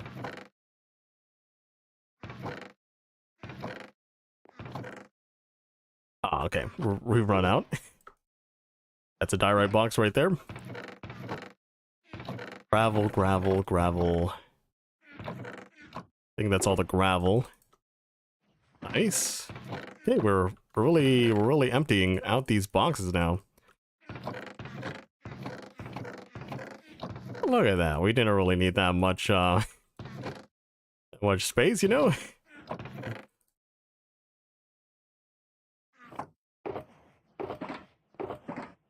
Okay, is that... Uh-huh.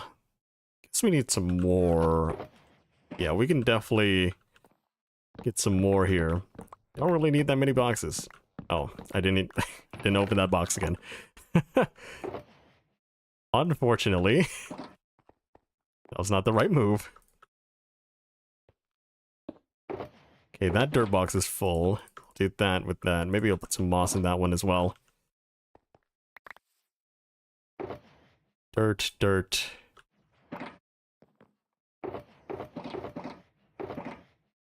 Gravel, gravel, gravel. More gravel.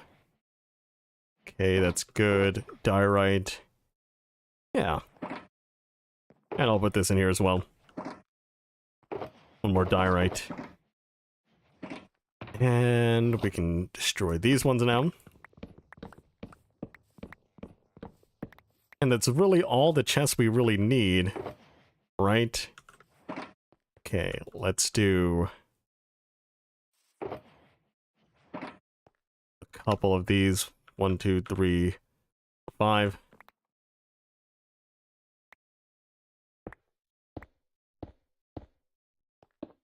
There we go. And I'll put clay in this one. I'll put tough in this one. Mushroom in this one. We don't really need that much more. We don't really need that much more moss. We can put these in different ones. There we go. Nice. I think that is pretty okay. Put these all in here. And stone, we'll fill up another stone one with this. Which ones are completely full? That... completely full.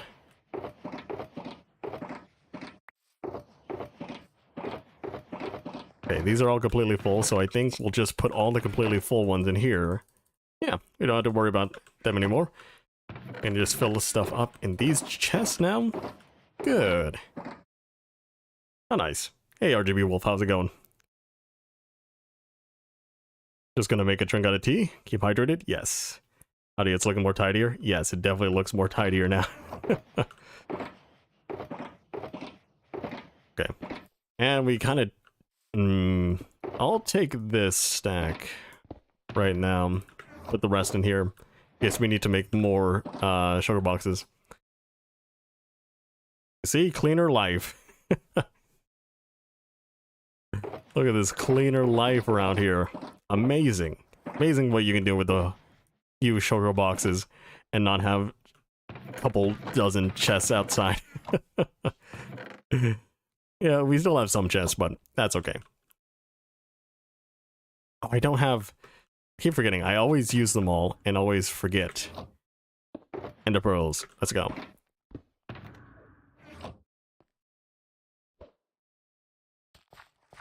Dun-dun-dun. Not the best, not the worst, lol. Hello, Snow? Sorry it wasn't a full screen mode. Oof. That's how they get you. Full screen. And I'm actually getting a lot of clay from this. It's not too bad.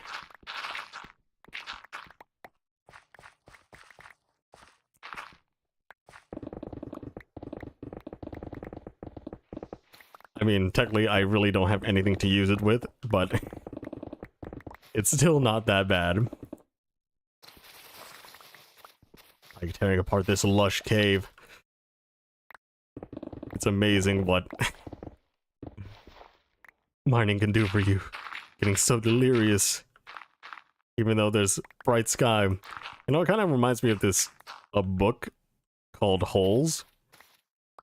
Got that Stanley Yelnats stuff. It's like they just... I don't know how to explain it. It's been a while since I read it, but actually, it's been a while since I read a regular book in a while. That hasn't been a manual or anything. Mining is very relaxing, in a weird kind of way. Yeah, but it can be very tedious if you're looking to get something out of mining besides mining, you know what I mean?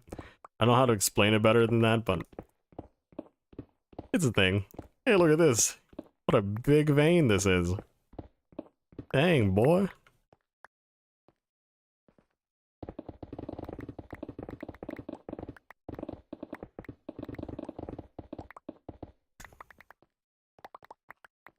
But yeah, we're still mining down.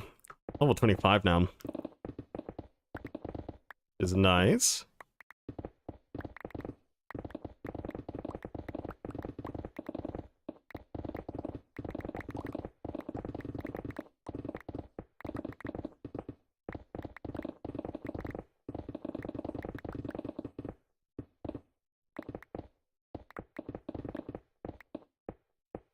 Do-do-do.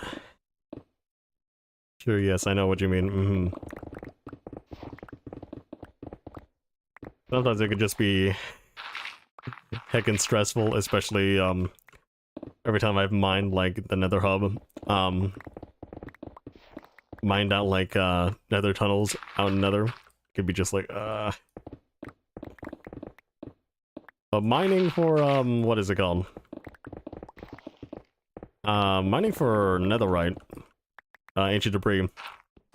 Not that bad in my opinion. Like, you just keep going in a straight line and stuff like that until you reach a lava pool. Like, that's not too difficult. Plus, you can keep your mind off of it with other things in the background.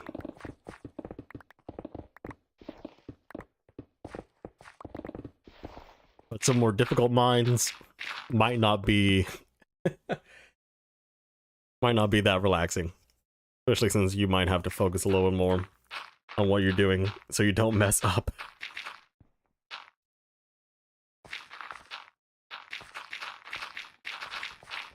Maybe I should get rid of this clay deposit here. Yeah, there's quite a lot of clay.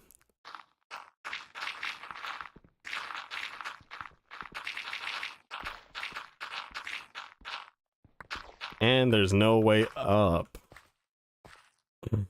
Except for my jump boost. Haha, I got him.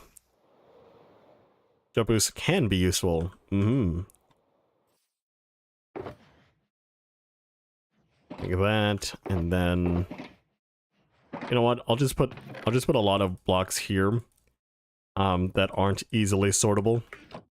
And then we'll go back down. Well, not easily sortable, but like simply sortable.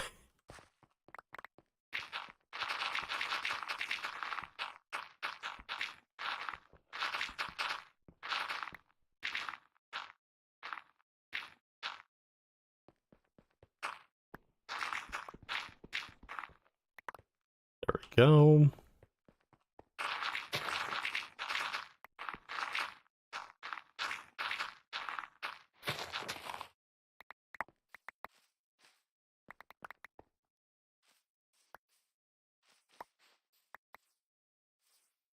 Okay. Now this layer is almost done, and there's no clay.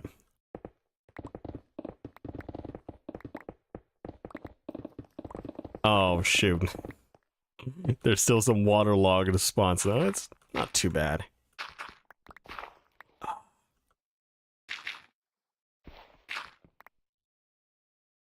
Oh. Sometimes jump boost is not that great. For precision movement like that.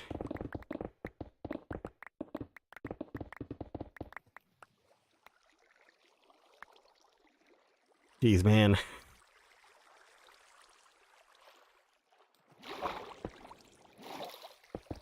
Yeah, I shouldn't be able to reactivate it, reflow it. Oh lol, no problem, RGB Wolf. No problemo. I don't even know what you're no probleming for. I will agree though. Blindly agree. That there is no more problem.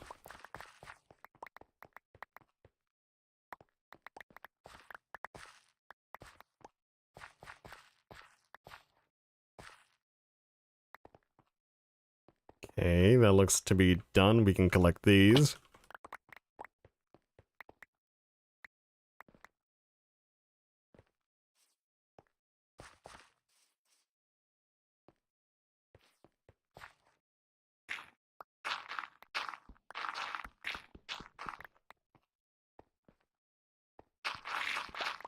Yep, that's okay. That's good. Nothing dropped. Okay, good. Water, water everywhere. Hey, water, it gets everywhere.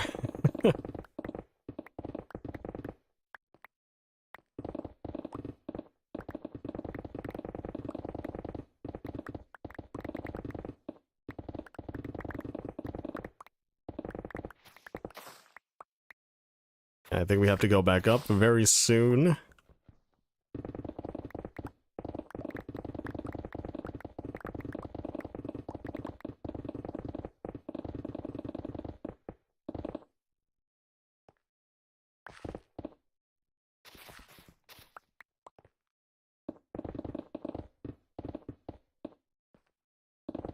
By the way, I don't know if you guys can hear my keyboard when we do this. Hopefully it's not like grating.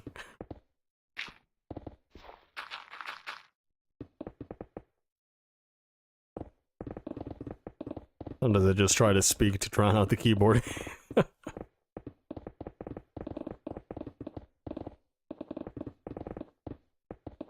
it shouldn't sound like mushy or high-pitched, which is probably like the worst things it could sound like.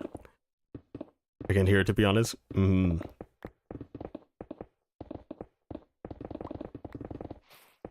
you know, it's supposed to be a more like chill thing, right?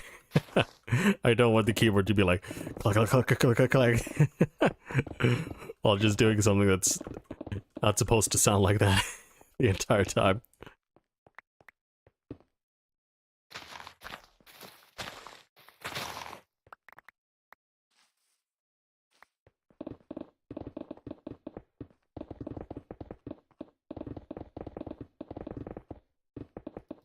Oh.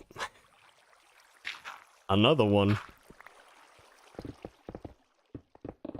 And I guess we're gonna uncover more, because like, we keep finding more. Yep.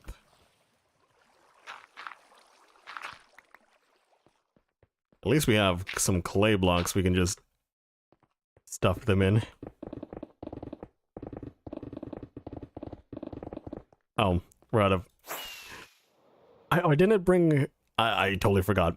Okay, we definitely need our, we definitely need... our, firework rockets.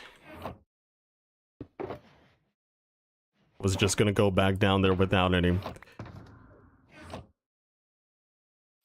Take a nap?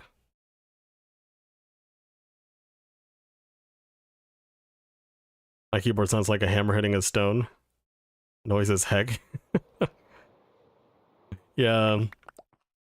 Honestly, you have like $80, you can definitely invest in like a good keyboard or like a decent keyboard and keycaps. And you can even get one that's like wireless and Bluetooth. And it's gonna be a lot better than any membrane keyboard that you might have. Mechanical keyboard just feels better. It has that, just has that good old feel good when you're typing and stuff like that.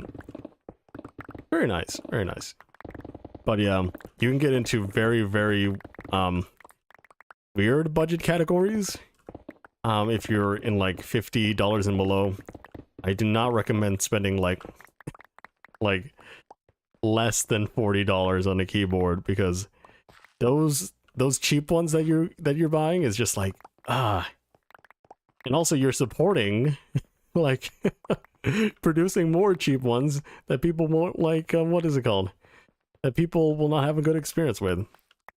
It's just like sometimes when you get like a good keyboard, it really feels better. It really just, it doesn't like grate on your soul every time you use it anymore. Anytime you just use your computer. Like, I don't think a lot of people recognize like how important peripherals are, but peripherals are just super, what is it called? Super important when you talk about like how a keyboard feels and stuff like that. Like, it shouldn't feel bad to use your keyboard, if you know what I mean. It shouldn't feel bad to use your computer. Mine is mechanical. Nice. I got a Bluetooth keyboard, but it's just barely small enough to feel awkward. Ooh. It's kind of like, what is it called?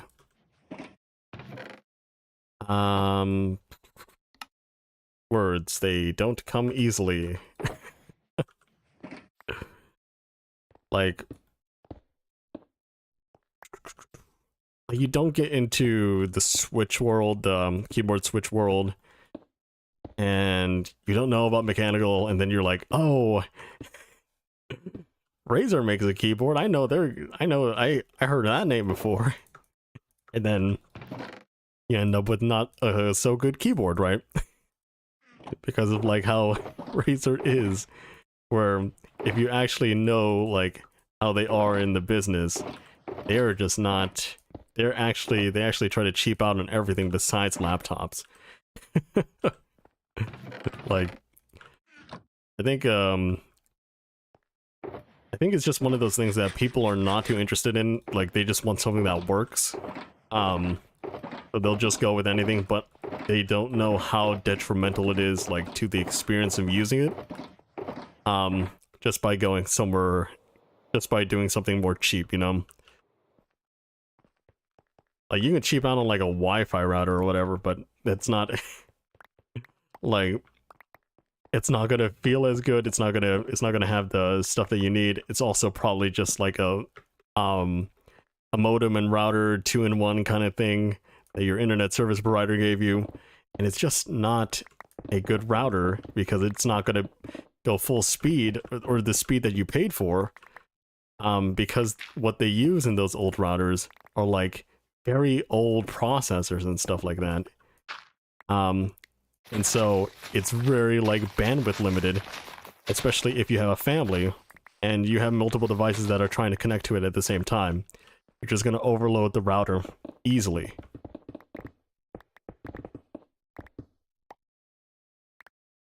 on my $50, 50-pound keyboard, I have a cake?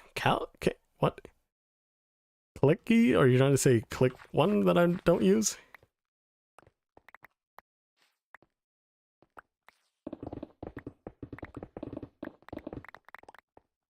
Using it is okay, but my mic picks up the clicks very loudly. Well, I don't know what mic you have, but have you tried... Actually, this only applies to anyone using OBS. Just apply gates to it and stuff like that. Because if it's in Discord, you can't really apply that stuff. You can't apply any filters or whatever. So you're straight out of luck there. But for OBS and stuff, you can definitely apply gates and some, you can apply some more audio stuff. I don't know what to call them other than filters. So that you can actually block out the higher pitch clicks. But sometimes when you do speak, you open the gate yourself and then you start speaking. Like in a lot of previous videos that I had, it was hot. So I had a fan blowing in the background. And every time I spoke, the fan we had picked up, even though the gate would not allow that fan to start picking up noise. It's just that when my voice starts picking up the noise, the fan noise also gets included. So it can stop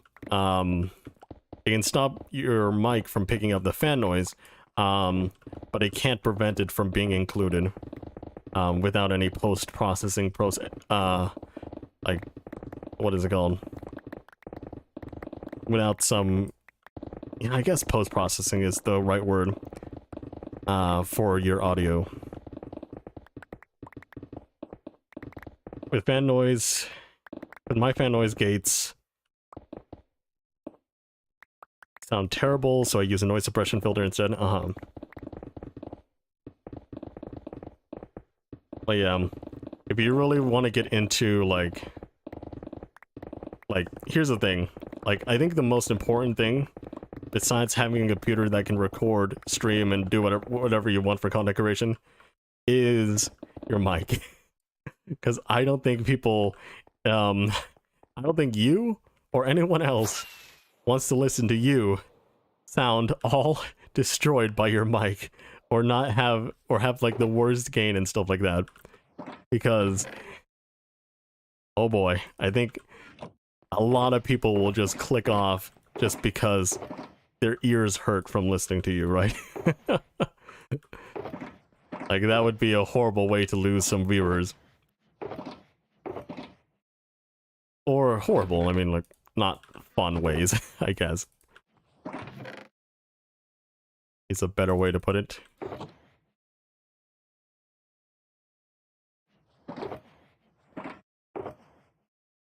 Noise suspension? I think it's suppression. I almost messed that up as well.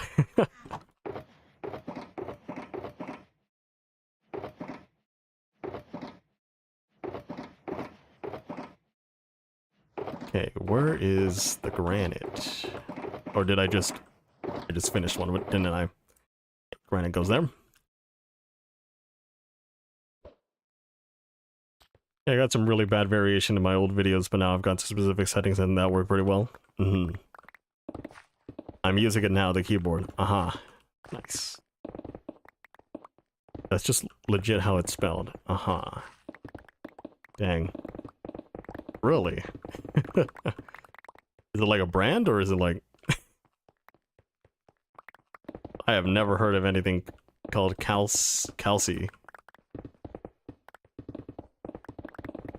Or Calci. I don't know how you'd say that. Cals.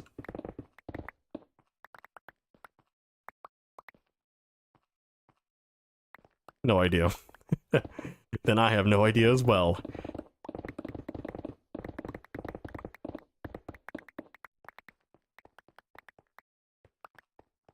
We're in the same boat here.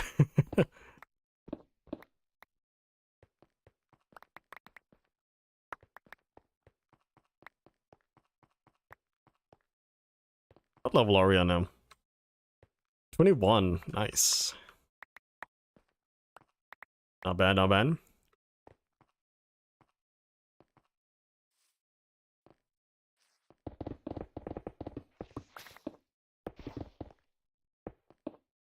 Got it off Amazon for 20 bucks and it came with a good mouse. Oh yeah, don't buy keyboard mouse bundles, okay? I will say this right now. Those things will not last. At least the mouse will not last. The keyboard might last a year or so, but the mouse might not. I think it's like, what is it called? They just pair up like really not so great mice with it, just to make it seem like a deal, but everything can be very, very cheap right there.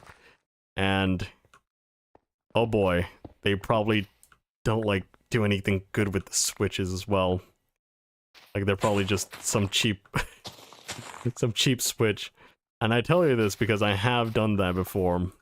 I have been like I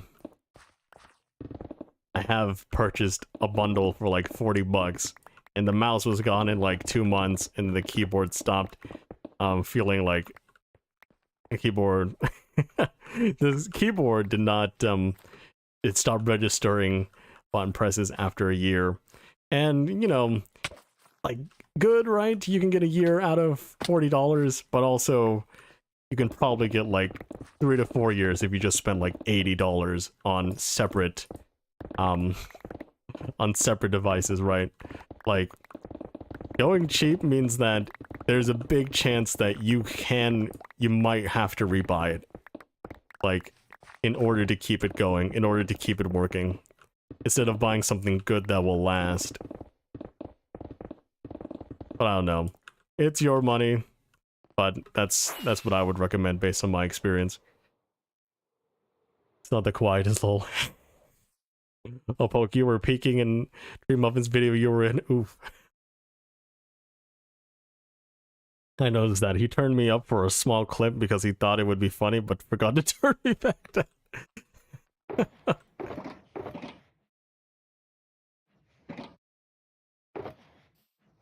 You forgot to shut the door.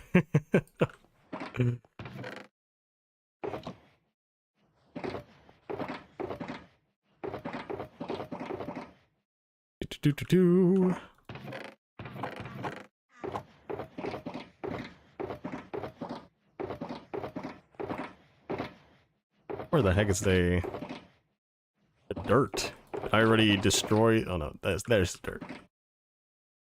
I already take it down. Oh no. The only mob that spawns down here. One creeper. One creeper coming right up.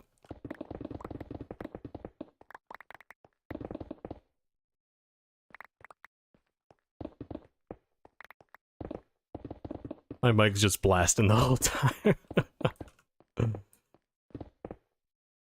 Yeah, and sometimes when you record audio, like things sound different from the source, from your recorded source. Like if you're listening through headphones, someone might sound louder than they are when you look at the recording, which sucks. That just means like stuff is tuned a bit differently on your headphones, so it's not going to be recorded as well, right? But yeah, sometimes even after you've like set everything to like you're hearing everyone perfectly, after you record, it's just some things you have to balance after the fact, especially when people are talking over each other and stuff like that. Which is why it's important that we do like these audio tests that we always do sometimes. For EchoCraft events and stuff like that, so that people can test out the recording, not test out like how they sound to others, and see if they have to balance it later, because a lot of people are just going to be talking at the same time, and it might be impossible to fully balance everyone out, balance every voice.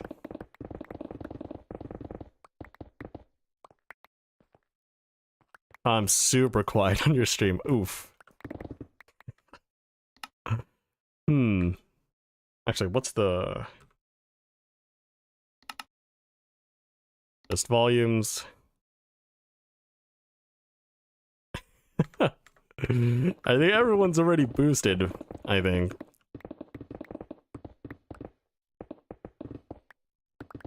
Sorry, I don't write much. My English bad. Don't worry about it. Hangout is A-okay. Don't need to be able to speak. It's all fine.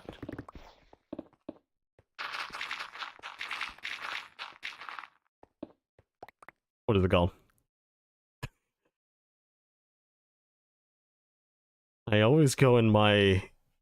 I always go the VU meter in OBS. Oh, mind you. Oh, I see what you mean now. My English is bad and I'm English.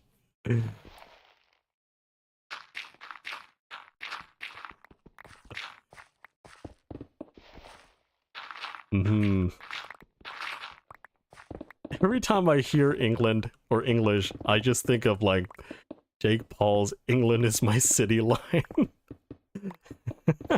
And it always makes me crack up. because I feel like it was intentional, but also like he didn't know. That was such a while ago too. Like it feels like it might feel like it happened like last year or something, but it really was like 3 years ago, right?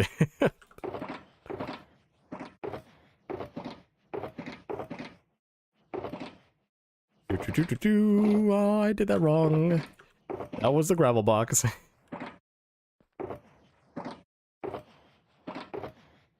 Okay, that's full. Good. And that.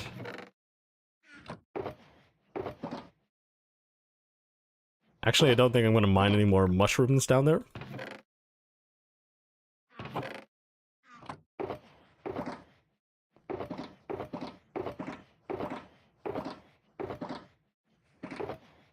Okay, that's almost full.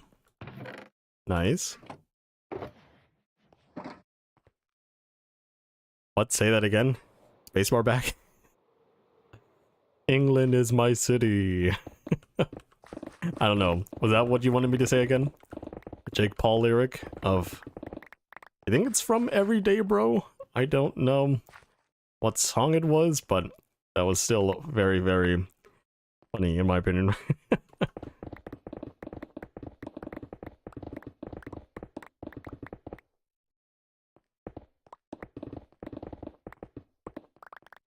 Okay. So, we're at level 19. Which is nice. Which is good. And I think I'll exit. Ooh. I think we've done a lot today. As you can see, compare from the beginning of the stream, I think it looks a whole lot deeper. Oh, we still haven't reached deep slate level, right? So, the work is not done. The work is definitely not done yet.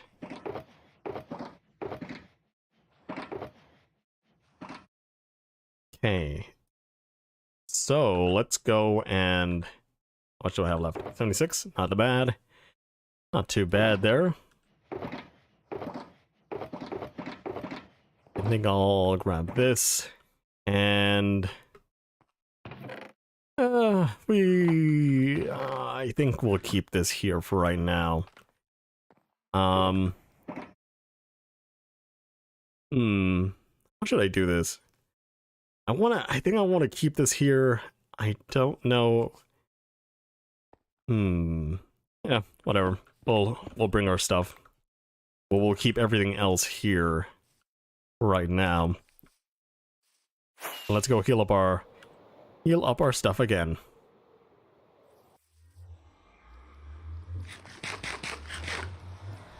English is a city, it's my country, yes.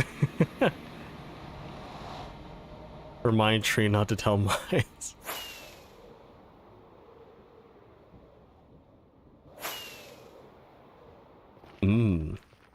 Wait, Okay. I think we'll do this. Oh no. Let's go back to spawn. Is he attacking iron golem? Okay, let's go back to spawn. Set our spawn there. Then we'll go back. And go straight to the end. Because they don't want to respawn at the hole.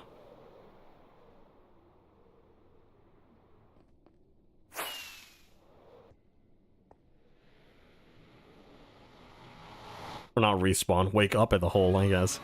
If that's the right word. You're not really respawning when you get out of the portal like that.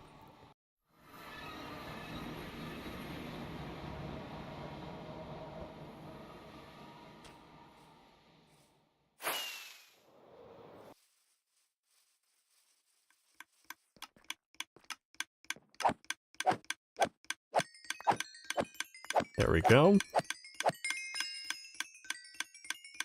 There we go, as I don't have it in my offhand.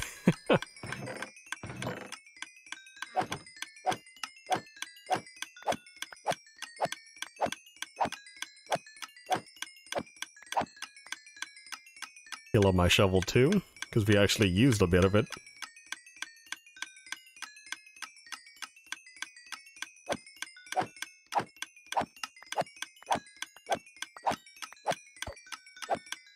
What a surprise, we didn't use much of the axe down there.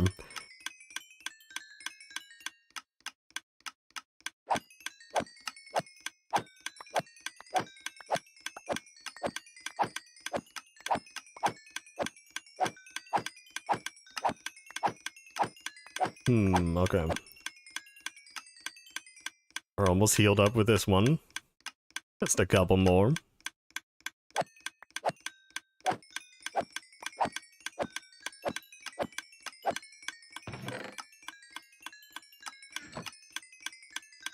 The Enderman Conceiver.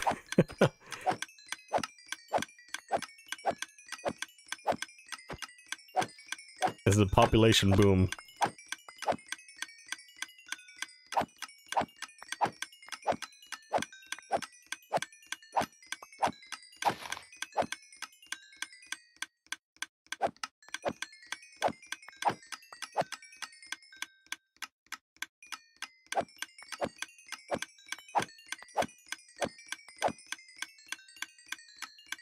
There we go.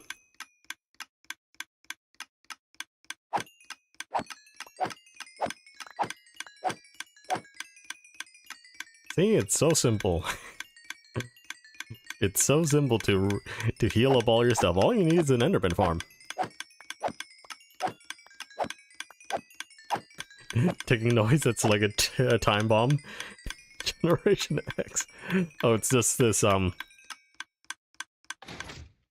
it's a dispenser thing. It's just dispensing all of the stuff that gets in these hoppers. Oh, it's done.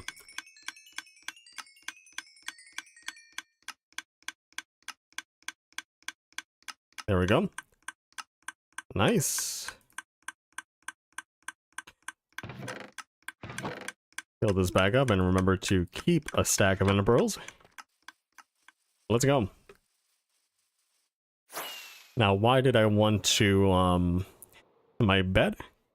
Because I wanted to do this. Also, someone mining this this out. Strange. So I want to steal Donksy again.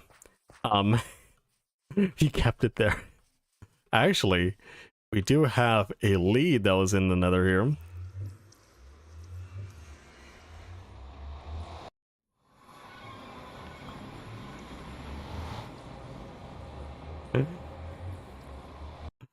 Please. Please, Miles, did you put it back in the same place? No, where is Donksy? Huh? Oh no, he's here. It's not even named Donksy. He doesn't even have a name tag. Let's go. Let's go, Donksy.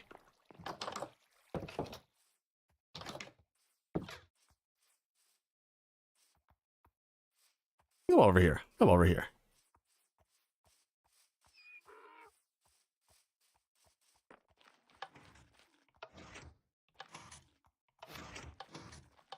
Again. What can I use over here? Hmm.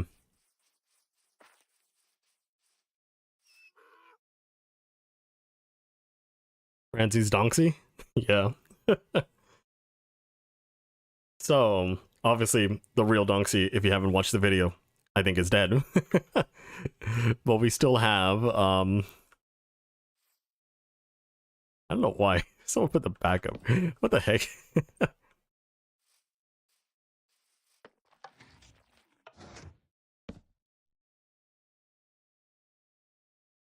Oh. I didn't mean to do that. Donksy wants to vacation in the deep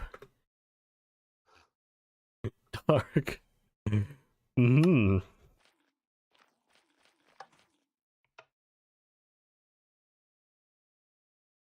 Back up like that. So, what is it called? I think we need some glow ink sacks. The light. We'll do that. Get a glow ink sack in there.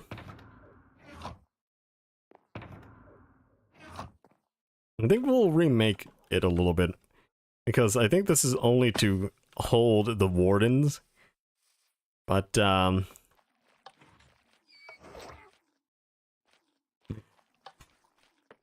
think we can tear some of this down, because a lot of this was just for that one event, right? No, I don't want to mess with it that much, but there's so many things that are missing in this already. I feel like I can. Let's just keep this here for right now. Donksy! I'd love to see Brancy's reaction. Brancy hasn't logged on in a while. I'm sure he's busy with other projects at the moment.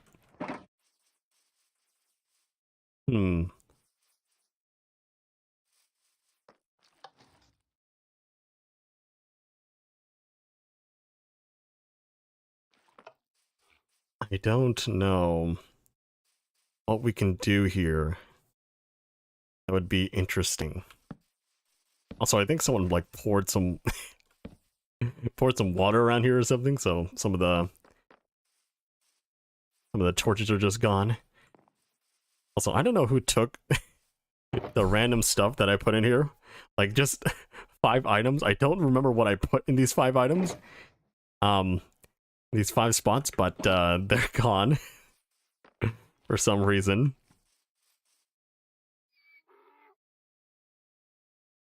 Hmm.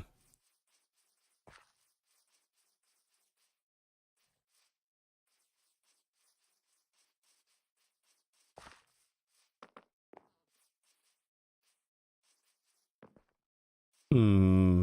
I'm thinking, how do we do this? How do we edit this so that it's tasteful?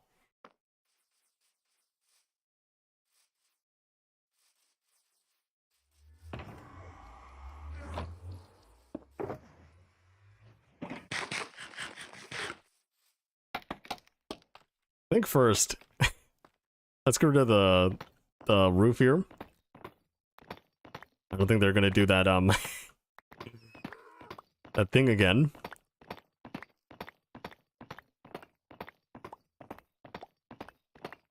It would lose its surprise value if it did.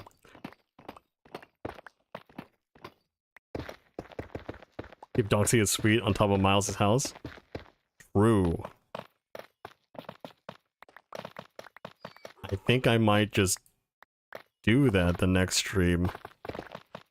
I don't want to spend more time on this stream, by the way.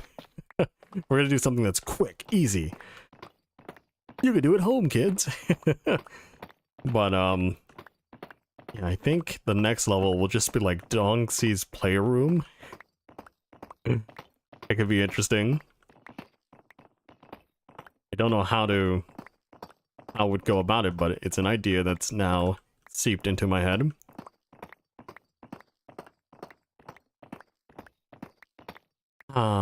Or maybe after everything's done, Donksy gets like the penthouse suite or something. Not just like the 3rd floor, just like the penthouse itself.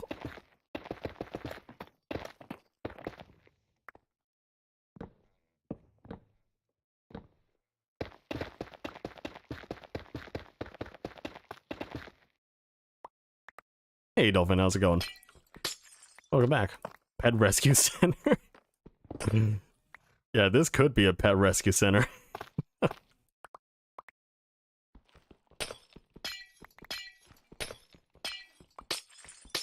Actually, this is going to take a while to mine. We should mine out the top stuff first.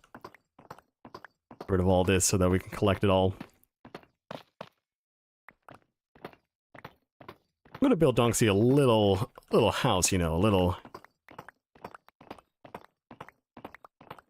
house. And once again, storm for only 20 minutes.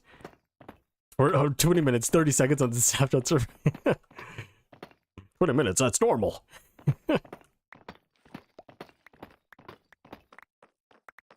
Okay, let's grab everything before it despawns.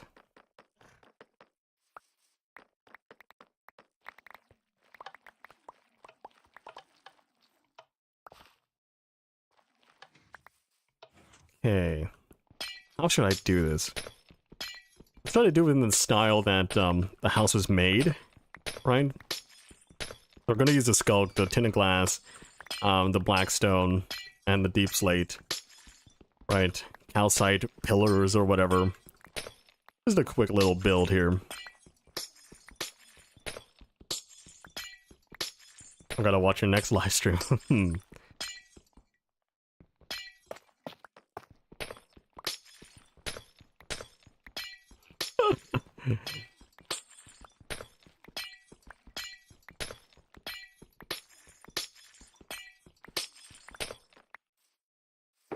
What is this? Whose sugar box is that?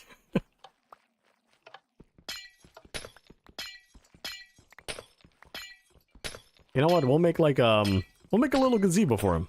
You know, we'll make a little gazebo for the Donksy.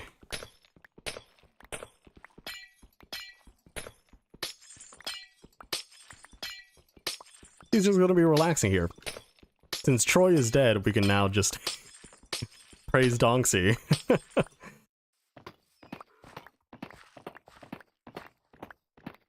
It's a sad day that Troy died.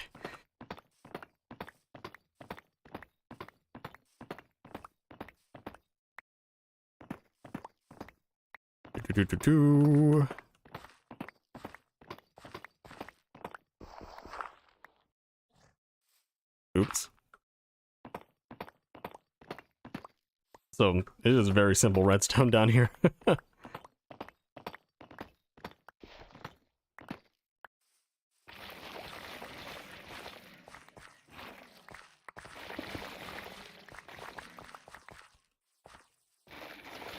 So in order to make a gazebo, I will actually center it on the piece of land that Donksy's on.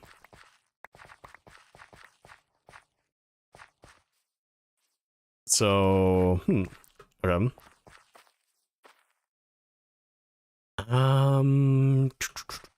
Let's do like 5 blocks out. 1, 2, 3, 4, 5. Right? Yeah, that's 5. 1, 2, 3, 4, 5. So do that.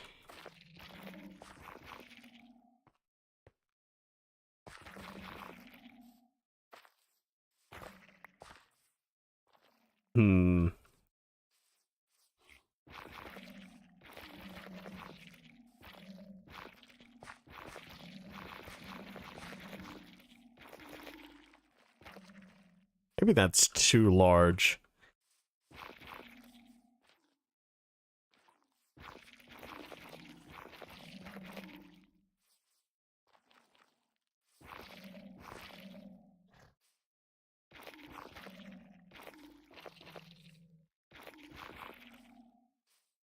Yeah, maybe that's too large. Maybe we should tone it down a little bit here.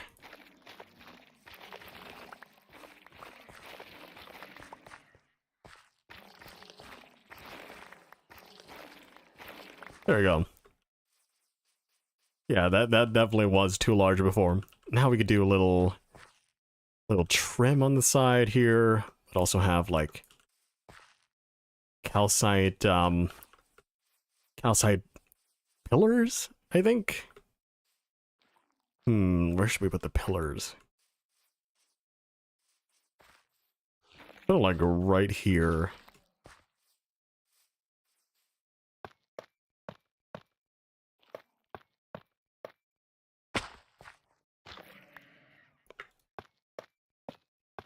You can breed a lot of donkeys and an army of cute little junior donkeys everywhere. that will. We don't really have another donkey around here, do we?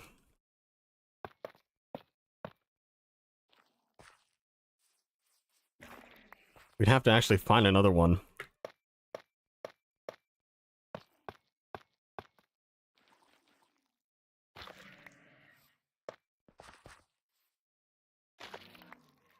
There we go. Nice. Okay. It's gonna be like a little gazebo like that. No,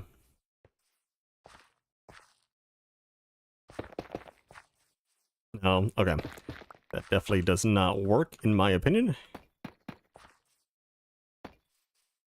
Yeah, maybe we'll do something like that. And also put all this stuff in like one of the chests over there, so that people don't feel like like something was actually taken away. Do that. Okay, so it's got like a little thing like that all around. Now, maybe like this. Go in that corner like that.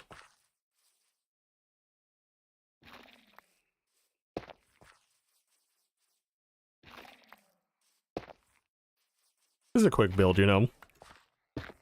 Quick and easy.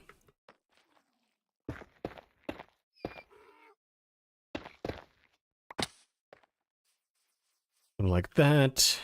And for the sides,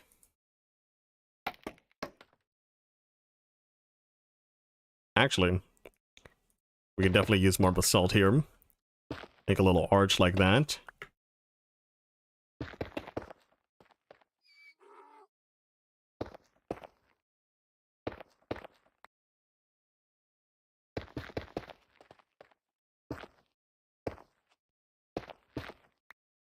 Do like that.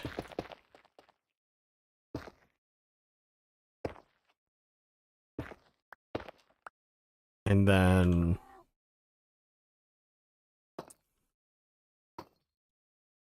something like this in the corners here.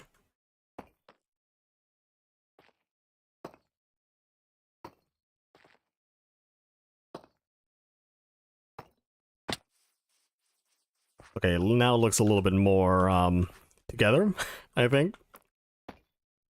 Not sure if that will look okay. No, that doesn't look great.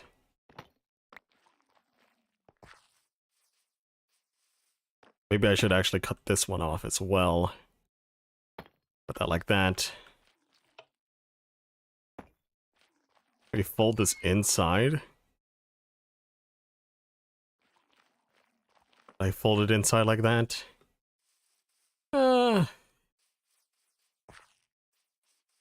Maybe. Because if I do it like that, it kind of looks interesting. Yeah, I think that will look okay.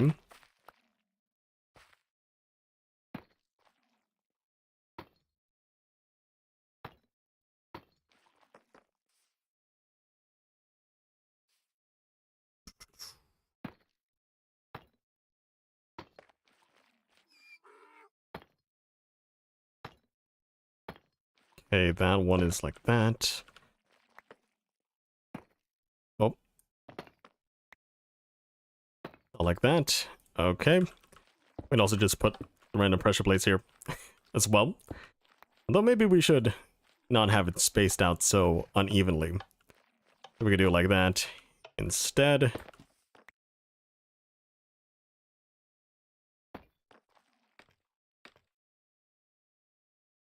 I'm gonna do the top here. Just a little bit of I don't know, not like that. Just a little bit of symmetry around here.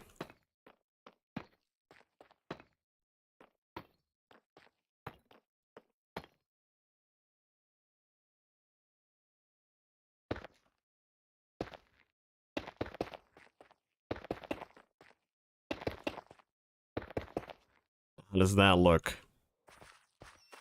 Okay, it's coming along a little bit. I'm just having a little trouble with this now. Maybe we shouldn't have that like that.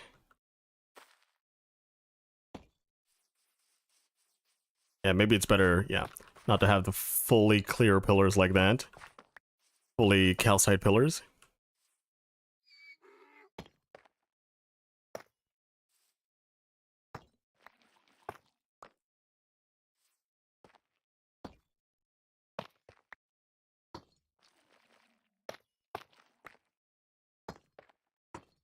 There we go.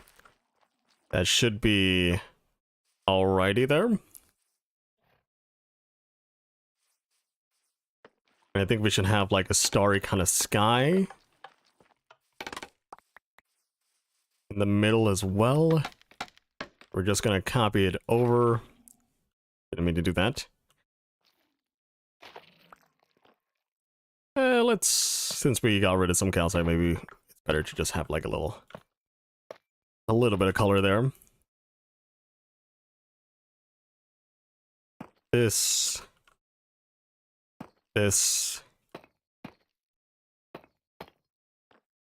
like that.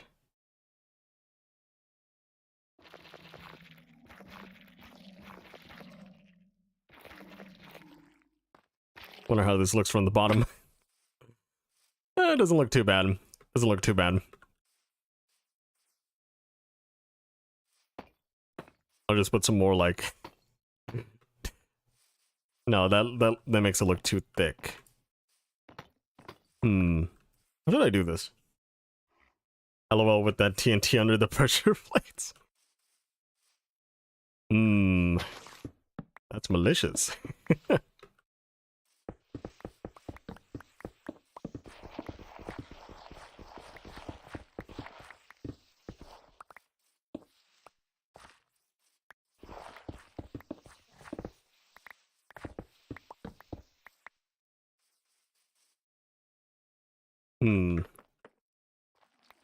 But I think I should do something with this.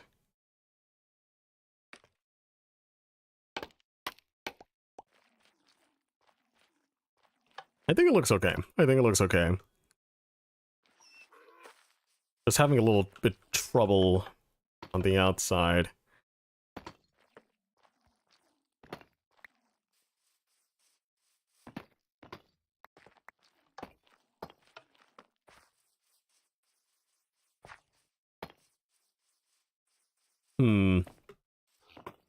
Maybe that is okay.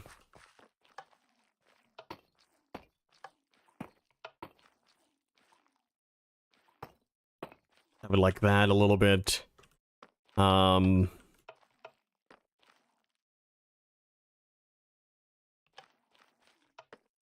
need a light in here, I think. I think we definitely need a light. What do we have? Oh, we could use a beacon.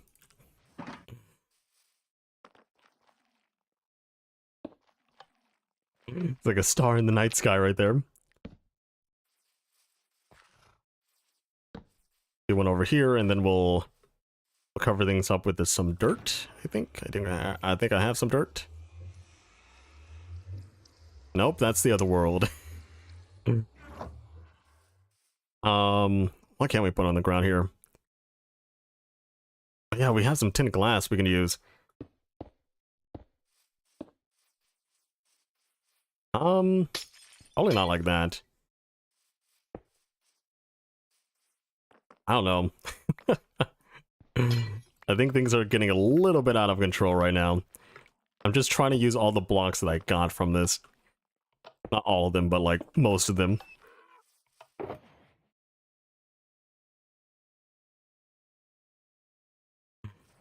I don't know. I mean, it's kind of a gazebo, you know. It's kind of a gazebo in a way. Just don't know if this is good or not.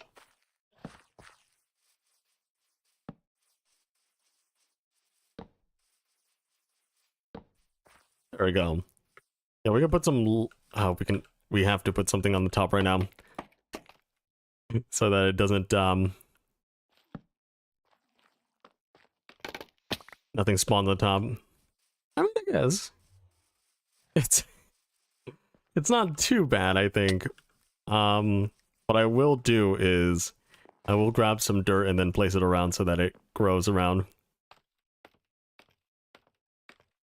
Dirt, dirt, dirt.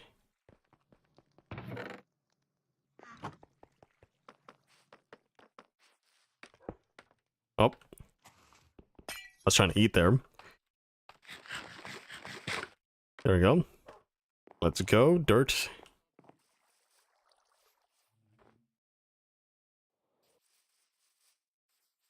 Random dirt patch there.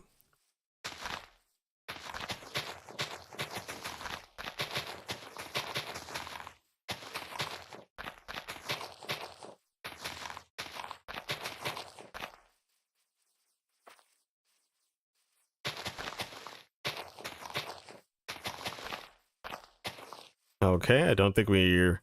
Yeah, I don't think we're gonna need any more torches, although we can space this out a little bit more. A little bit better here. Yeah, I think we built a place for Donksy right now.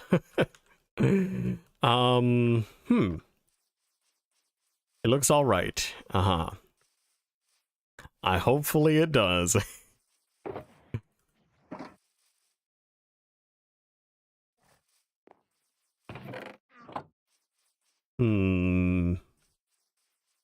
Anything else? Yeah, I don't know. I don't know if it needs anything else. I think it is all right. We'll just put these back in. Good. Good. I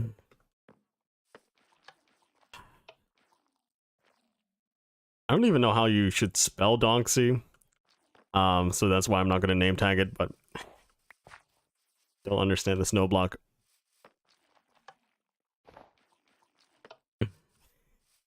Just a random snow block in there.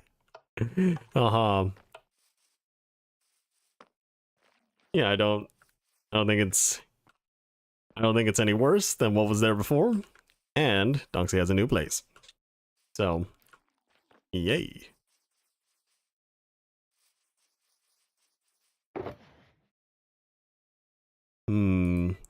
Maybe I could just do a little bit like this, right? Maybe we could do like... I think that looks better than the flatter sides. So I just wanted to mimic the top there. So it's kind of like some kind of symmetry there.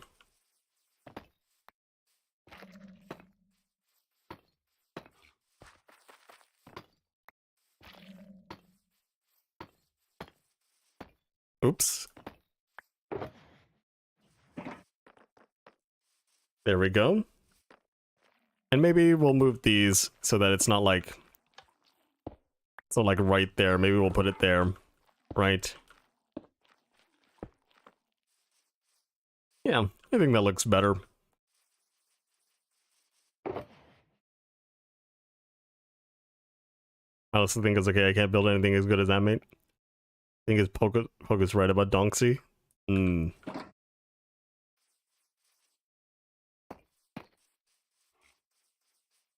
Nah, I shouldn't do that.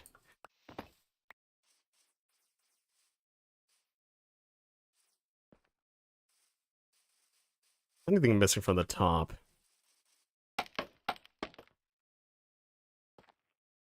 I do this. Yeah, I think I should. Oops. Oopsie doopsie. Not this though.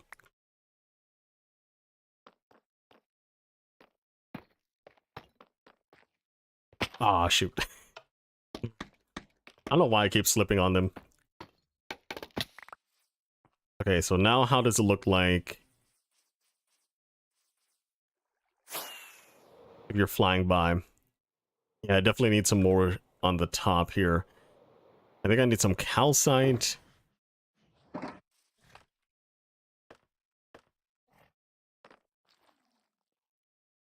Just do this.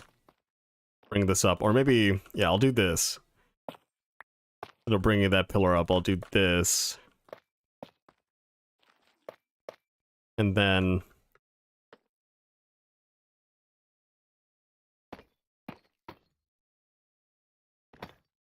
do something like this.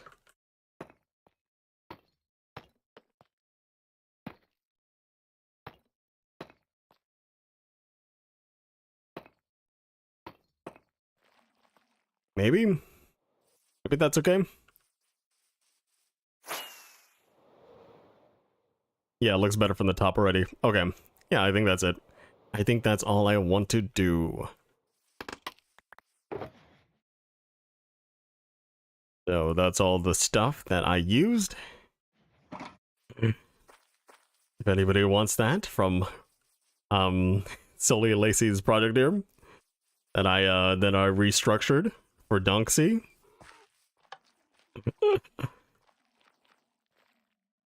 Maybe we can move this move this snow block like down here. Right?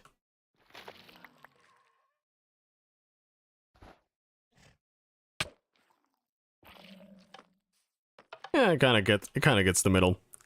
Whatever. I think we're done. I honestly could have put like the beacon there. Might have actually fit better.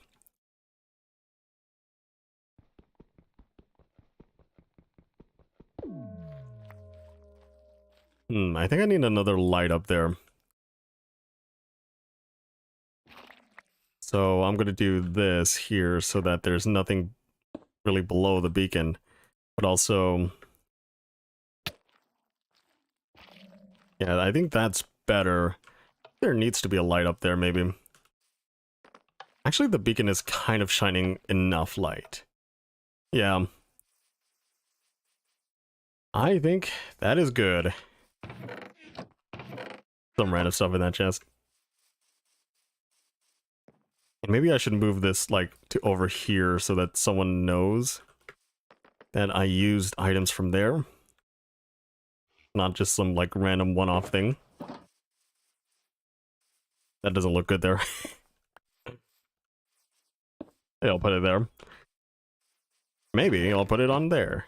You know, Miles is holding some random stuff all the time. Maybe he'll hold it sideways like that. Yeah. I think that's going to be another stream. We have streamed for almost 3 hours and 30 minutes, which I think is plenty of time. Little gazebo, you know, little finishing gazebo. Not too shabby, if I do say so myself. Nobody spawned anything since the prices were lowered. But I think it looks a whole lot better than the whole strip. That strip of whatever it was before. With the ship in the background. This is DC's. We're talking about this ship. Also, is the warden still around here? Oh yeah, he is.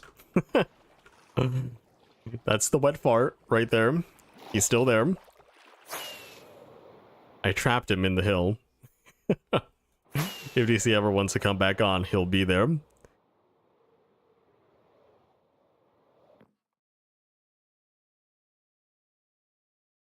What the heck? Did someone try to get out of here or something? Someone did try to get out of here and they used all this stuff. What the heck? You broke my build, Miles, whoever this was. Just like destroyed it. Jeez. I gotta make another layer now to just show them who's boss. I don't know. Someone was trapped up here or something. I have no idea. But yeah, that's gonna be it. Hopefully we can do some Tears of the Kingdom streaming tomorrow, but that's gonna be very early in the morning for me, so we may or may not do it. But hopefully you enjoyed mining down and doing a little building this stream. I think Branzy will be cool with your gazebo. Maybe, if he ever logs on. Have a good day, good night, good life, guys. I'll see you possibly tomorrow, but on Wednesday if there's a snapshot out too. Definitely on Wednesday if there's a snapshot out. Bye. Oh, look at this. Your little Korean thing, you know. Hello, guys. Ooh, there we go. Didn't die. Sometimes you can just build up too much speed. Well, bye-bye.